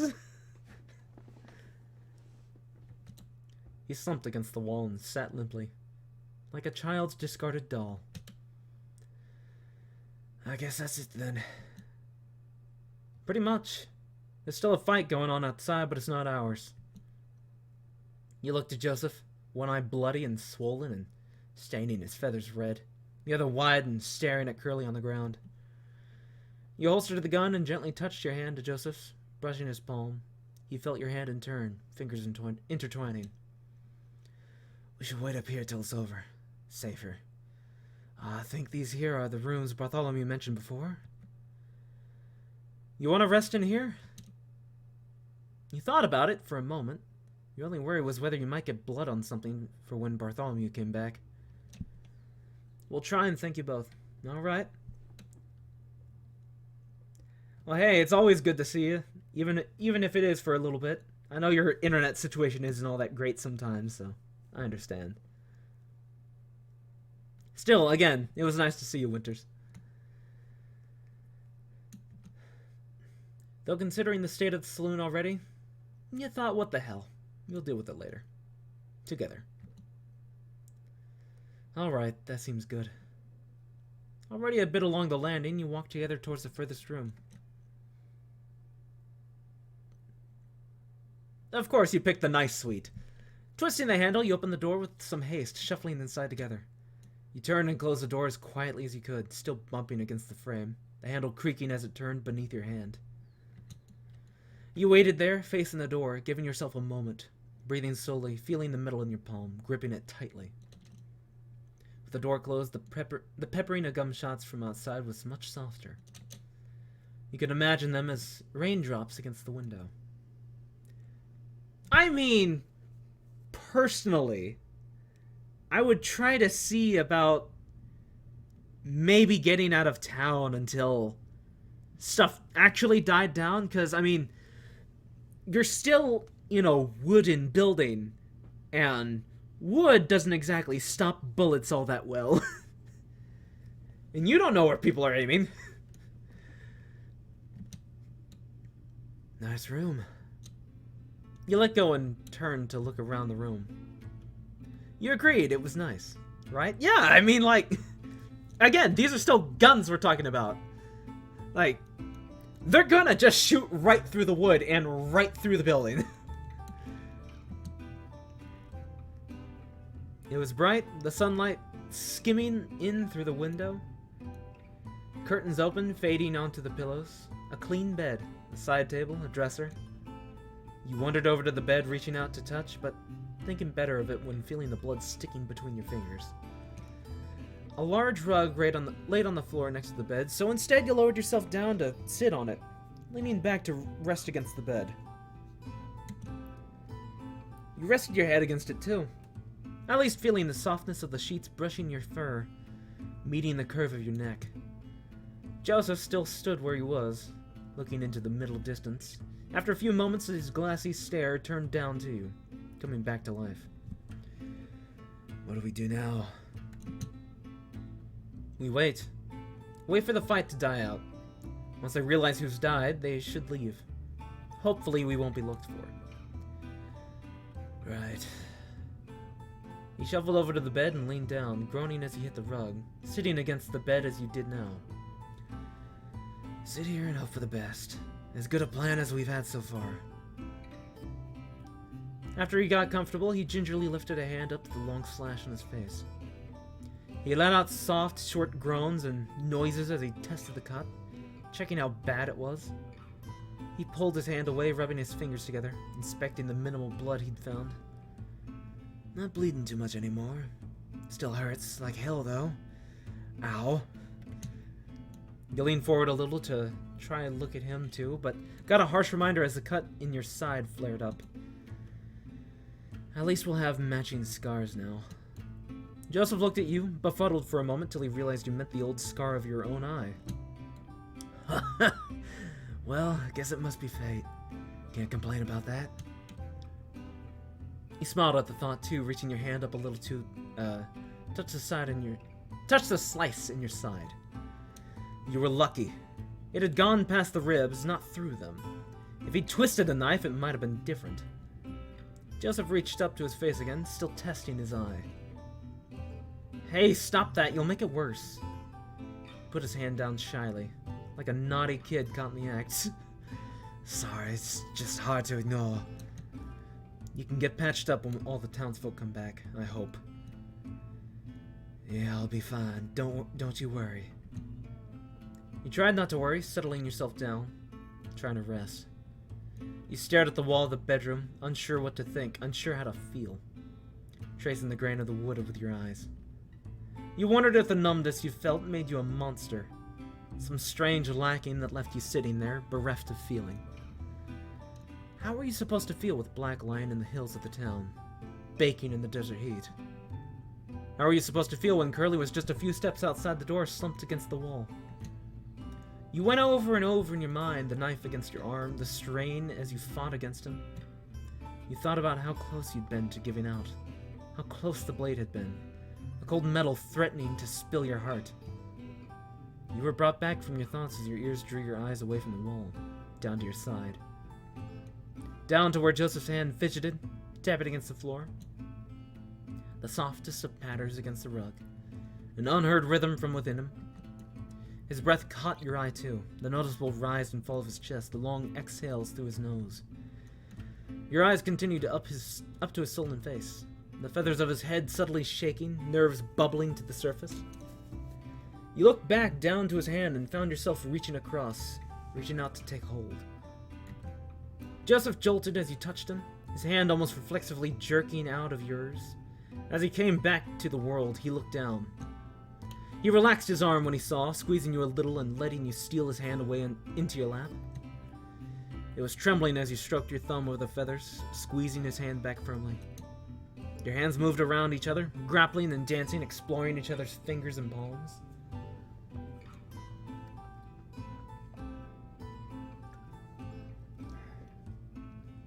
I need to take a lot of sips. A lot of sips of my tea. God, because this is like really messing me up.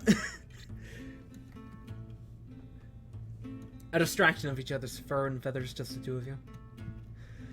Joseph's arm being pulled away from him started to make him feel lean. Away from him started to make him lean, his body subtly shifting inch by inch closer to you. He started to tilt and his head tilted too, laying on your shoulder with the comforting heft of a weight. You laid your head on his feather ends, tickling you through your fur. He untwisted his arm into a comfier position, keeping it near. You took a hold again, holding the back of his hand, digging your fingers in between his, intertwining. I love tea. Yeah, I have I think it's Passion Tango tea. Now you were both still, only the small movements of getting comfortable to disturb you, hands fidgeting together. I usually try and have a drink anytime I'm doing like these visual novels, because it's a lot of reading and a lot of straining. Sounds good? Yeah. We're alive, huh? Did we really do that? Nah, there's no way. When we rolled up on Clemency and I saw y'all, I thought we had no shot. How did we make it out alive? There was an incredulity to his voice that weighed on your heart. He was right. You nearly died. Nearly. But you didn't. You were still alive. You were still here with him. I don't think I care about the how or the why. We're still alive, and they aren't. Yeah, it's hard to read without drinking anything from me. Nah. I mean, when you have voices that do this, or voices that go up here, it's just like, I'm stretching and my vocal cords, and I really need to think about doing like vocal warm-ups before these sometimes. But all that matters to me is that I'm sitting here with you, that I can feel how warm you are.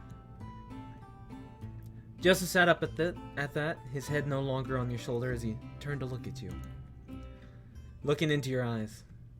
You found your hand let go of his, reaching up, wanting to feel him, feel his warmth, the way his stomach moved as he breathed. Yeah, you should. I should. His heart still beating strong inside him, like it was reaching out to you, quickening as you let your hand lay on his chest.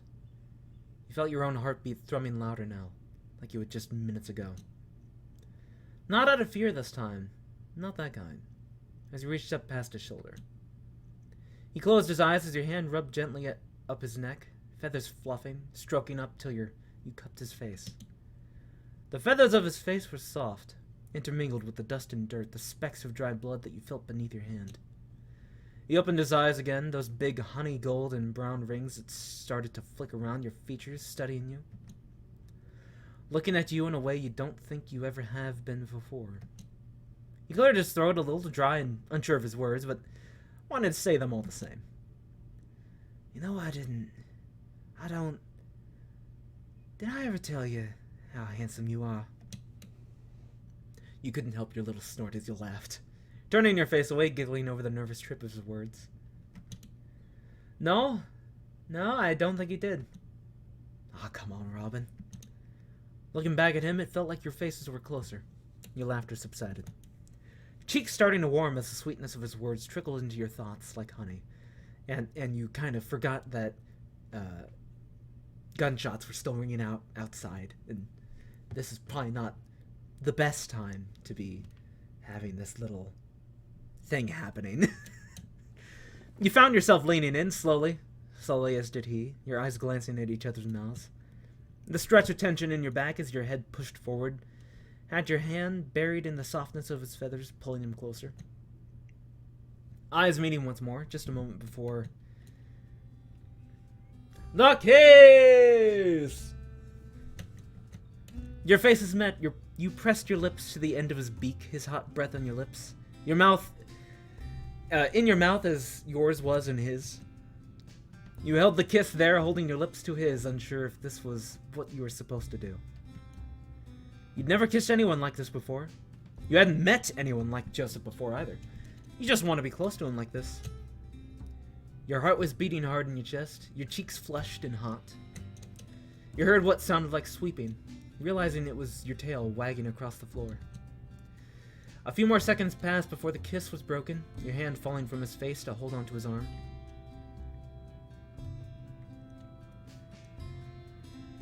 You looked at each other with quivering breaths. You could feel the strong rhythm of his heartbeat in your hand. A big, gracious smile spread across Joseph's face.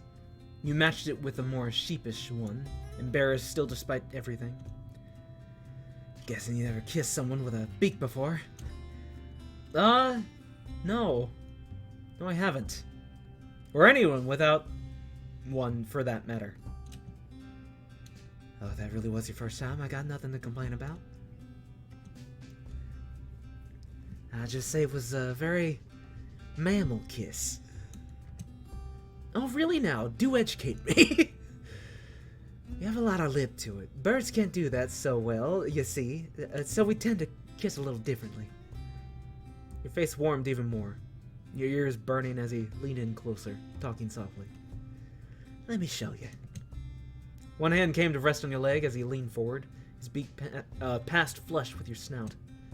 You closed your eyes as he came closer, the whispers of his breath warm on your face as the tip of his beak gently poked at your cheek.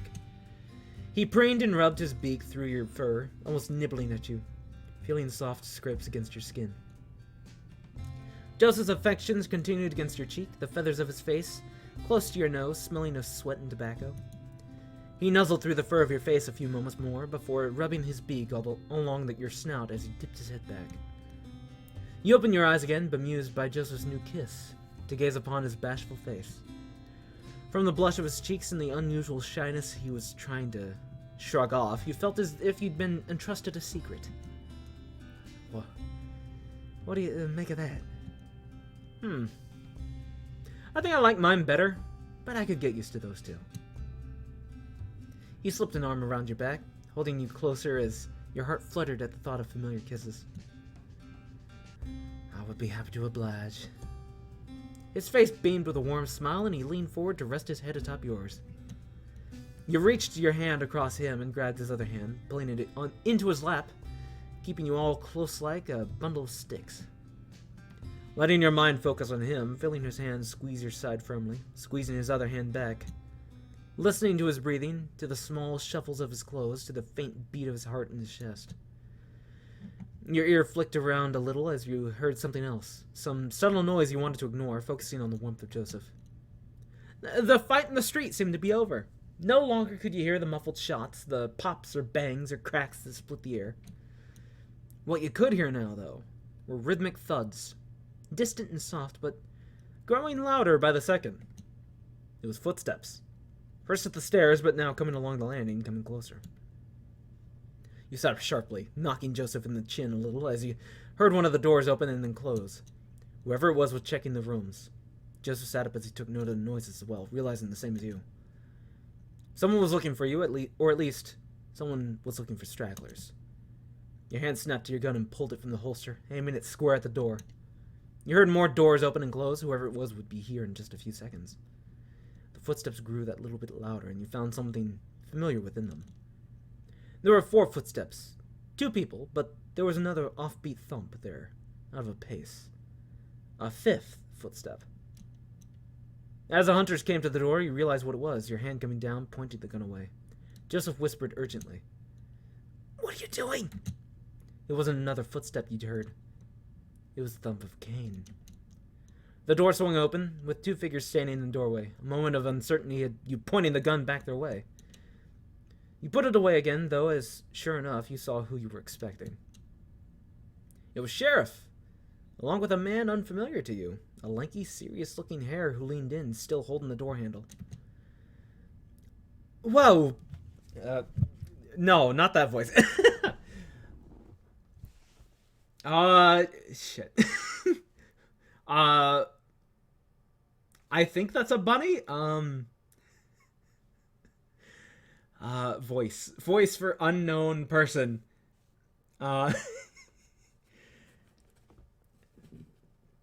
Whoa, put that thing away there! We don't mean you no harm! Both of them had rifles slung over their shoulders, and Sheriff's worried face turned to one of relief when you met eyes. There I was getting all twisted up worrying about you two. I knew you'd be alright. Sheriff? What are you doing here? I thought everyone was out of town. Well, everyone is, except for us. Oh, I should introduce you. This is Matthew. He stayed behind to help me. I couldn't go with everyone else. I was worried about the town and you boys. So Matthew and I stayed here to help however we could. We were up on the roof shooting as a distraction. I hope it was of some help. Wait, that was you? I thought you were supposed to be pacifists. Well, we didn't actually shoot anyone. We just shot near them. I tried to tip the scales in your favor and give them something else to worry about. Looks like that made the saloon a bit of a target, though. Bartholomew's not going to be happy about this mess. Sorry, we'll do whatever we can to help. Matthew waved it off cheerily. Don't worry, my husband's a very forgiving man, but this saloon is like his baby. He'll want to know you're all right, but after that, he's just going to want to fix it up. So this was the husband. You didn't think your first meeting with him would be like this. Seems like you got banged up pretty bad, too. I don't know if we should have done more. No, I think you may well have saved our lives. We knew the danger of what we were doing. Thank you for helping us like that. You didn't have to. Yeah, thanks. We owe you one. Don't mention it now. We'll ask for your help when you're better. But right now you need some seeing, too. Lucky for you, the town doctor's here. Where? You're looking at him. Oh, sorry. Nothing to apologize for. We've all had quite the day. What happened to everyone else? We told them to leave. Their bosses are dead, and we said more people would be back soon, too. None of them felt like sticking around.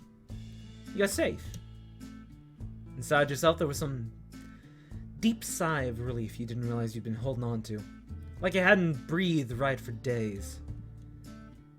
You nodded gratefully. Matthew came into the room and started tending to Joseph first, looking over his injuries. You were both hurt and bruised and bloody, but you were safe now. You wondered how long it would be until you could believe that.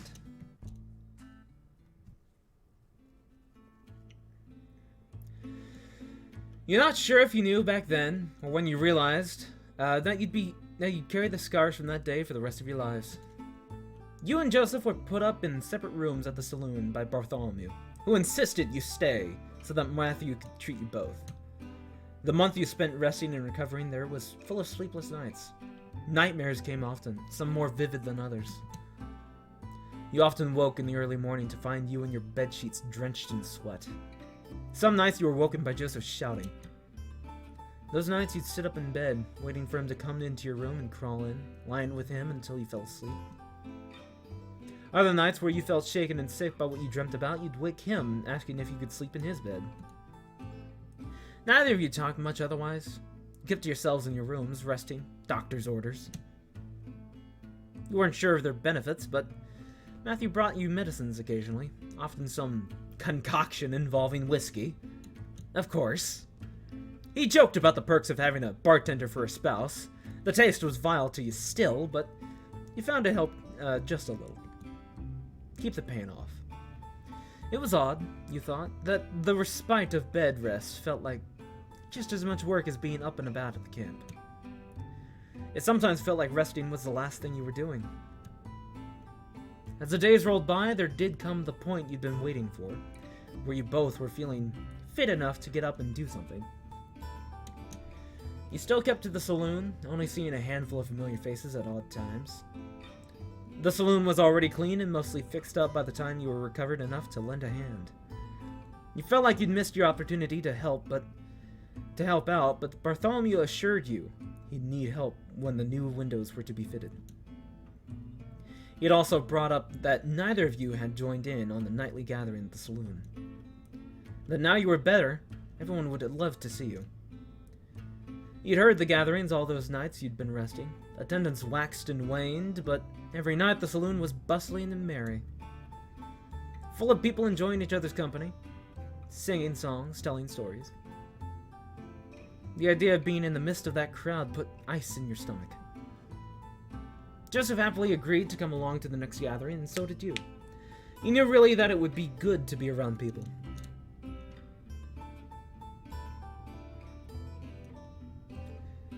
Now here you were, standing in front of the window in your room, looking out, past the vague reflection of your face in the glass. Night had fallen. Lights in houses down the street snuffed one by one as people left for the saloon, the downstairs filling with the town.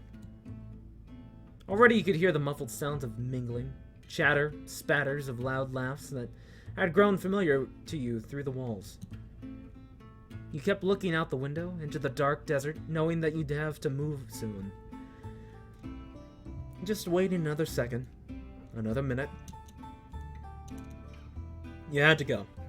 Go on, leave the room. A short sigh at yourself sent you off, walking across the room to meekly open the door.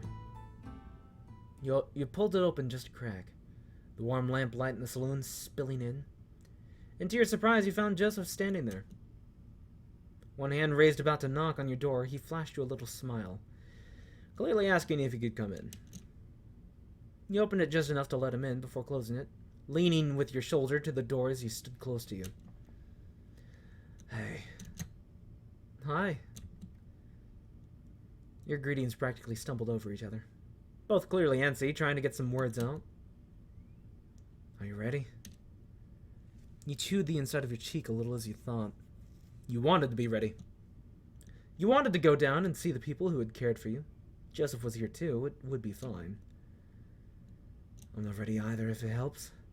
I figure if we dilly-dally about it, though, we'll never be ready. Yeah, you're right. You sighed and Joseph patted you on the shoulder, a little reassurance to get you going. All right, let's go have a good time. That's the spirit. Joseph followed close behind as you opened the door wide and stepped out, eyes adjusting from the darkness of your room.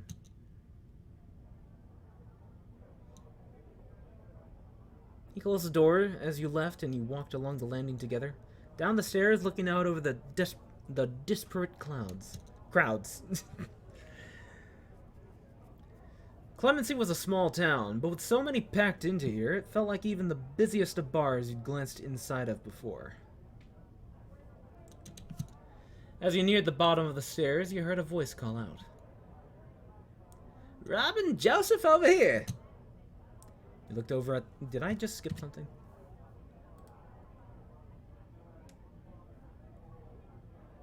Wait, what? Whoa. Why? What? Why is the history like this? Okay, I don't know what just happened there. Okay, I didn't skip anything. Okay. I don't know what happened with that. You looked over at the bar and saw Bartholomew waving at you. His arms stuck up high to catch you over the taller patrons milling past. It wasn't just him either. Standing at the bar were other familiar faces you were happy to see, namely Jacob and Sheriff. You took Joseph's hand and walked through with him, excusing your way past people to the bar.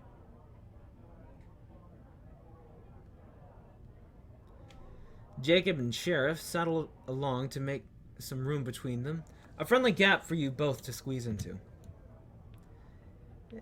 It's good to see you well again, Robin. I find myself rather worried after what happened. I'm glad to see you too, Jacob. I didn't lose another limb, so I think I have nothing to complain about. He gave you a gentle, reassuring smile, seeming genuinely calmed by your jokey reassurance. Sheriff leaned in to address you both. It's good to see you both in good health, for sure. And you'll be in even better health with the drink down you. Bartholomew. That's what I'm here for. On the house, fellas. What are you drinking? Damn, really? You sure? I've been taking up your rooms enough for drinks. You're really spoiling us. You need something so we can toast your health. Go on, take your pick. Oh, well. I think I'll just stick with a beer. Alrighty, how's about you, Robin? Huh.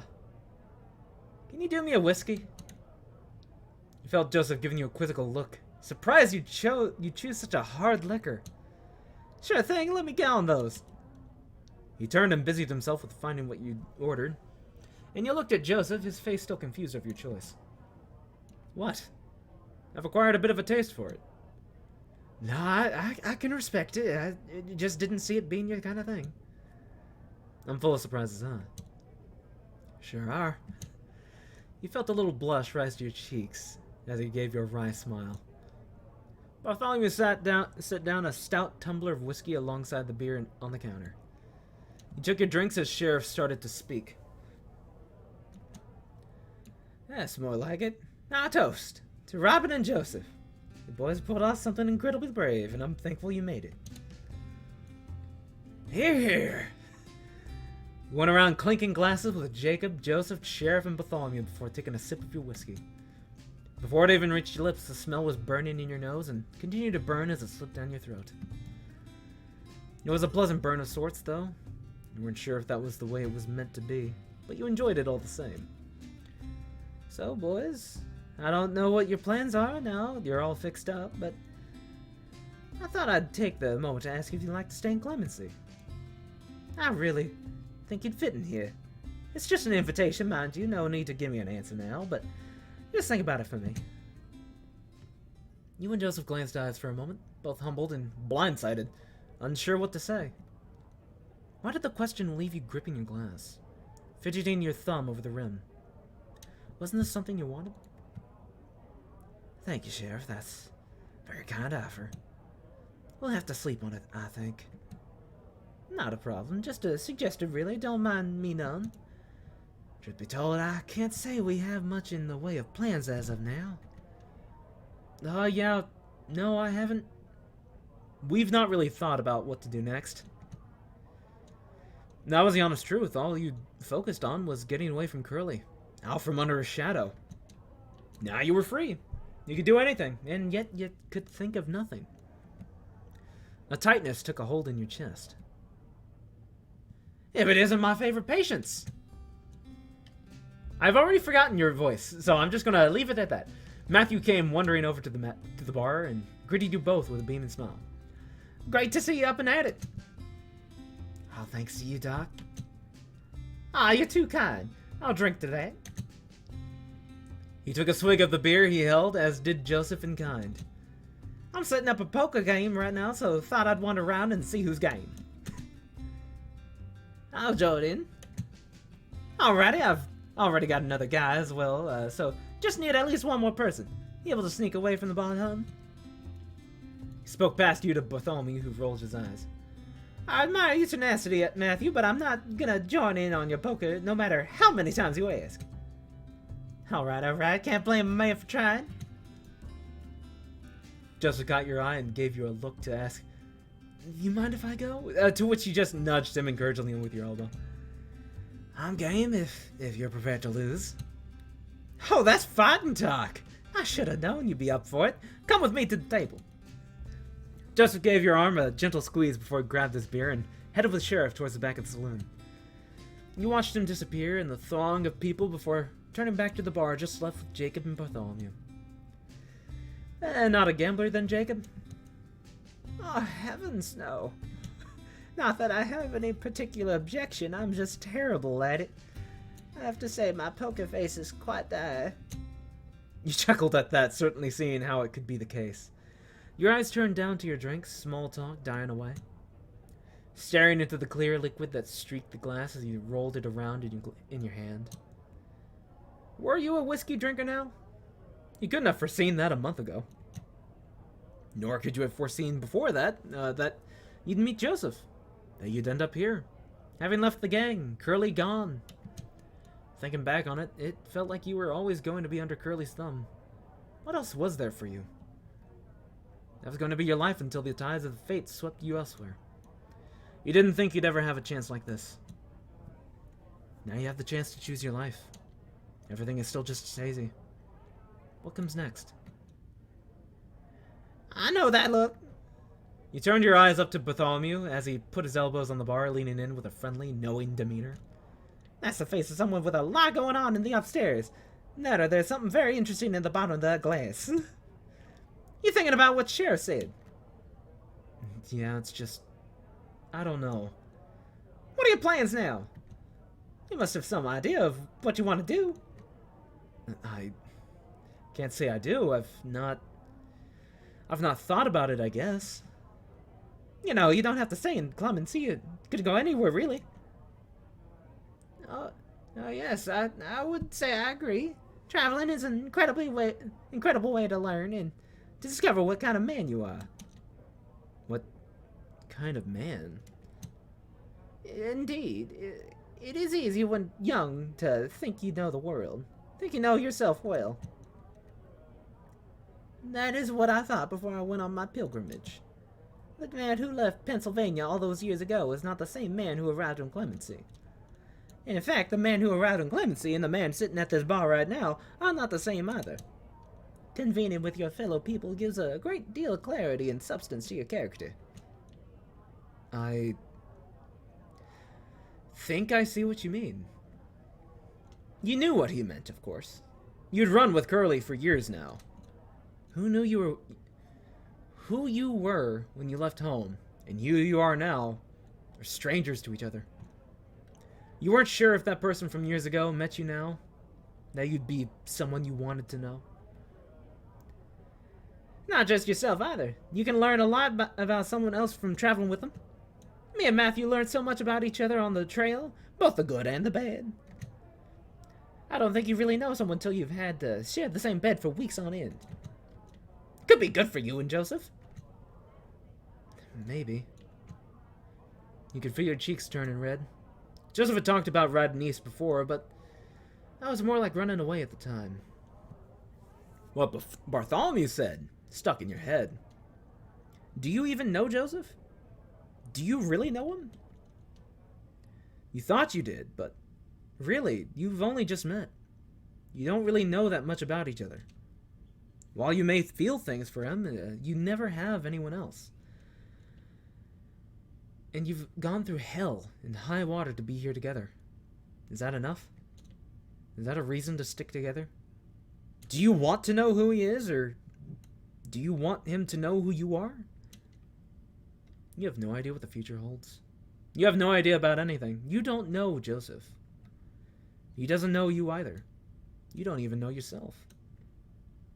Tar was welling up in your chest, coating your insides, making you heavy.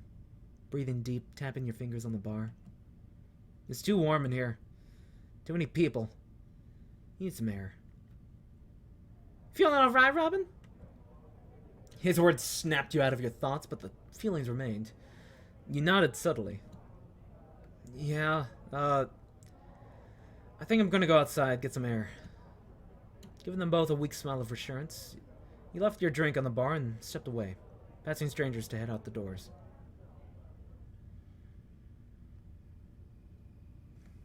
The night air was refreshing as it cooled your head.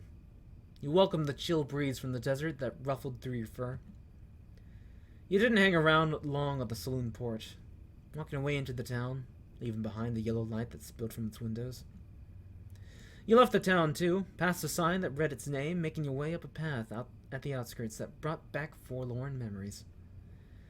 Memories of feeling not unlike the ones you were harboring now, as you stood at the top of your climb on a familiar cliff. You took slow, deep breaths of the night air, filling your lungs, clearing your head. You wandered over the cliff edge and gazed over the town, the light of the saloon stark against the inky dark. The desert was quiet save for the whistle of wind carrying the trip of insects. You crouched down and fell on your haunches, sitting and letting your legs hang over the edge of the cliff.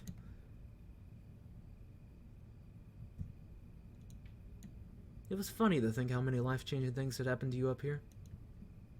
Meeting Joseph, spending the night with him, sowing the seeds of your plans to be free.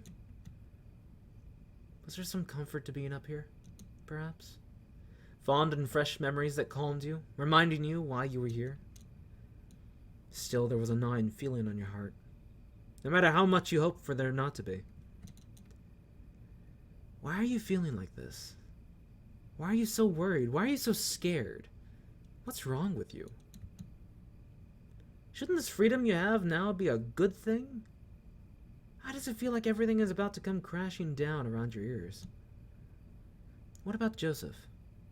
Sweet Joseph that you made a promise with? You let out a heavy sigh. You didn't expect to be weighed down with so many thoughts tonight.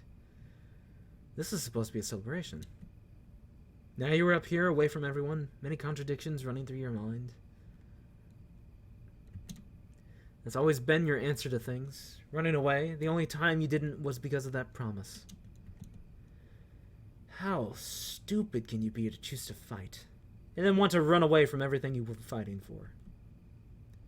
You'd probably run away from yourself if you could. You just wish you could answer why. You sat for a little while. The wind up here was still a pleasant breeze. It blew past your head, cooling your warm ears, taking small grains of sand with it that floated off the cliff. Not thinking about much at all as you looked out into the night at the distant dark blue silhouettes of hills. Howdy, stranger. What brings you out here? You were drawn away from your trance by Joseph's voice all of a sudden. You were so out of it you hadn't even noticed him approach. You turned and looked up at him. He was standing a few paces away, his beer in one hand, your whiskey in the other. Mind if I join you? You nodded at the ground, letting him know he could come sit. He walked over and lowered himself carefully to sit next to you, keeping the drink steady. He held your whiskey glass out to you by his fingers, and you took it as he put it on your palm. Thanks. No problem. So like I said, what brings you out here? You absent-mindedly scratched the side of your glass with a blunt claw as you thought of your answer. I just needed some air.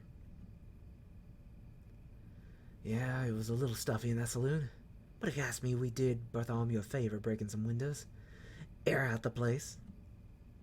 You giggled a little at that. He was good at making you feel better.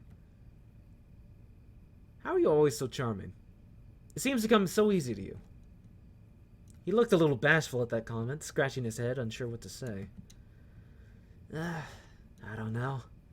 I just picked it up over time, I guess. Helps get you out of fights and whatnot. Yeah, that makes sense. You feeling all right? Didn't say anything when you left? Didn't say anything when you left. Oh wait, no, that was Joseph. That was Joseph that just said that. Yeah, you feeling alright? Didn't say anything when you left. Sorry, I didn't want to bother you during your Poke game. Oops. Oh well. You thought about what you wanted to say, but so many things vied for your tongue. Everything's swelling up inside you, just fit to burst. You didn't know if you could admit how you were feeling to him. It almost felt too personal. It felt wrong. It felt harsh. I feel strange. That's the simplest way I can put it.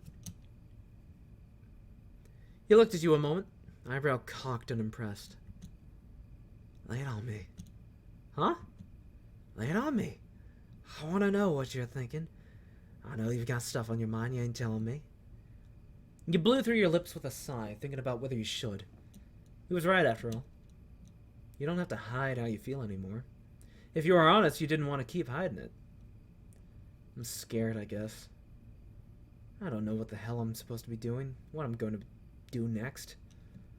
Everyone at the saloon was asking us about plans, and I realized I don't have any. I didn't think that far ahead. Now we're here. I don't know what to do. I feel like an animal that's been let out of its cage and gotten lost in the wilderness. What are you scared of? What's the worst that could happen? I don't know. That's why I'm scared. What if I do the wrong thing, make the wrong decision? What if I decide to settle down in Clemency, like Sheriff said, and I don't like it? Where would I go?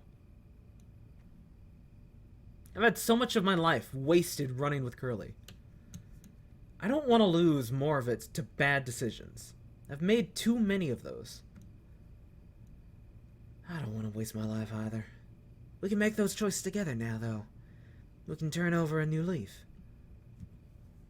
I know we could, but I'm worried about you too. I was talking with Jacob and Bartholomew, and I realized I don't know you. I don't know anything about you. You don't know me either. Joseph's face was solemn. He just stared into your eyes like he was trying to unpick some meaning from your expression. I've done horrible things, Joseph. So have I. I don't know that I like the person I've become after Curly. I don't trust myself. You did what you needed to stay alive. You don't have to like it. You were growing frustrated with his rebuttals. Like he wasn't listening to you. You twisted your body around, one leg up, facing him head on. I love you, and I'm scared of hurting you. I'm scared that the man who could hurt Curly is the same man that could hurt you. I'm scared that if we really knew each other, we wouldn't be here in the first place. The wind whistled in your ears, and Joseph's face was still. Eyes squinted a little, contemplating your words. A few moments passed before he opened his beak to speak. I love you too, and I'm not scared of you. I want to find out who you are, and I hope I have the courage to let you find out who I am. I'm scared as hell, as all hell too. I know what you mean. Now that I'm free of the gang, I don't know what to do with myself. All I know is I want to be with you. Maybe we'll make some bad choices, but who cares? You helped show me I don't have to live my life in fear, Robin. I think if we're scared, it means we have our heads screwed on right, but it doesn't have to stop us from living. We can make whatever mistakes we want. We can stay in Clemency forever. We can go traveling in the country. I don't give a hoot. Tonight ain't the night to worry about the rest of your life. Whatever happens to us, if I can kiss your face at the end of the day, then everything will be alright. A great wave of relief washed over you as Joseph spoke. You didn't realize how much you'd needed to hear that from him. A kiss and a prayer. He laughed. Yeah, on a kiss and a prayer, we'll be just fine. Story of our lives, huh? He leaned in and pecked you on the cheek, bringing a blush of warmth to them that even the night breeze could not cool. Seems pretty good to me. Now come on, let's get on back down there and have a good time. I think someone said they were gonna dust off that old piano and play us all a tune. It made you stand up, but you reached out, placing your hand over his. Wait. Is it alright if we just sit here a little longer? Then we can go down. It's a nice night, is all. He smiled, eyes softly tilting to the sky, looking to the stars. Sure he is. You want to stay here a spell? That's just fine by me. As he settled back down, he scooted over closer to you, shoulder to shoulder, and you tilted your head to rest on him. You slipped your hand into his, and he held yours tightly, squeezing back between your fingers.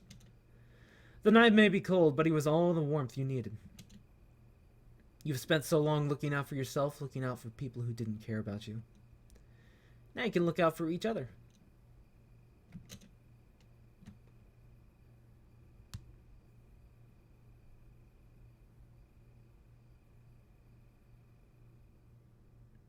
The end!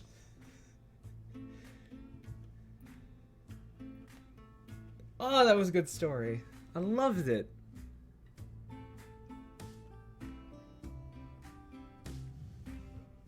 That was a great story.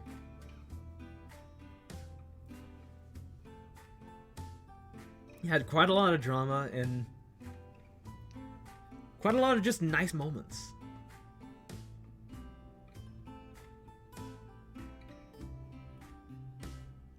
This was part of a game jam.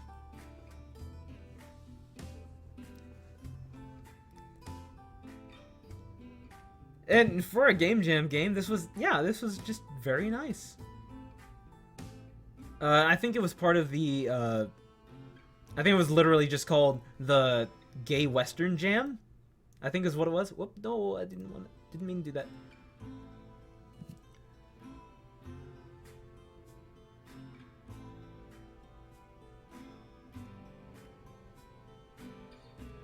What is a game jam?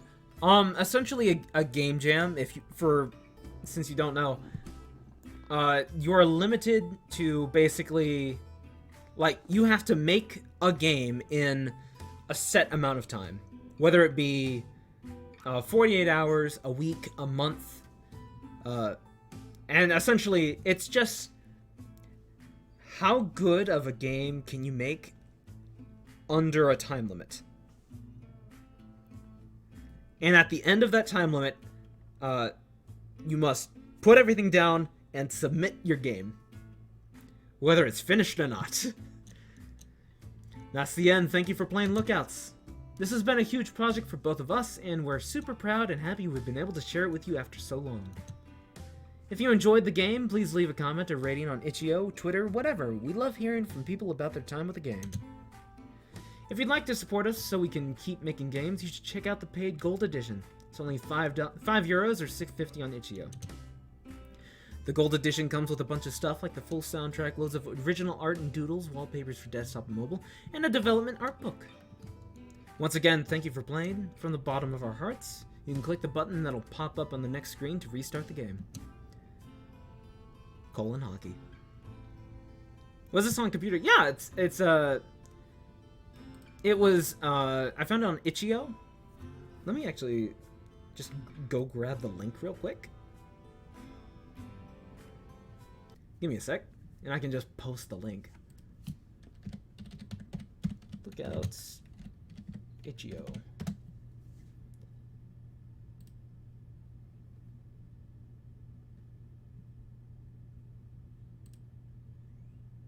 There we go.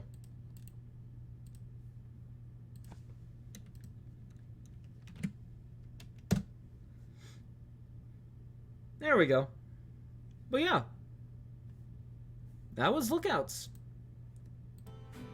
Just a really nice game about, wow, my throat, about some trans gay cowboys trying to survive in the West.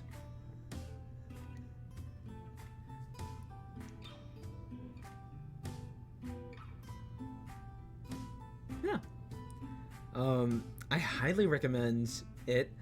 There's only, I think the only thing about this was there's very few choices. There's very few things to actually interact with the story. Literally the only two that seem to actually matter was the last two, where you can tell the gang leader, Curly, whether or not the other gang has a shooter. Like, this is the main marksman, as well as you can either stay in the fight or run. Those are the only two real choices you had. Other than that, I like the story. It could have done with more choices to flesh out the story a bit more, but at the same time, it's a game jam. You only have so much time to do stuff. So yeah. I think I'm gonna call it here for right now. Thank everybody so much for watching. Thank you, Uncle Grumpus, Savage, and you, Sweet, as well as Winters, for all being in chat today. As well as Savage, thank you for following. I could have swore you followed way earlier, but yeah, more interaction would have been nice, but it was still fun. Yeah. Yeah, like I said, I'm pretty sure with a lot of branching paths versus the two, I guess they might have had, just would have been a lot for, I think, what was basically like 2 or 3 people. Anyways.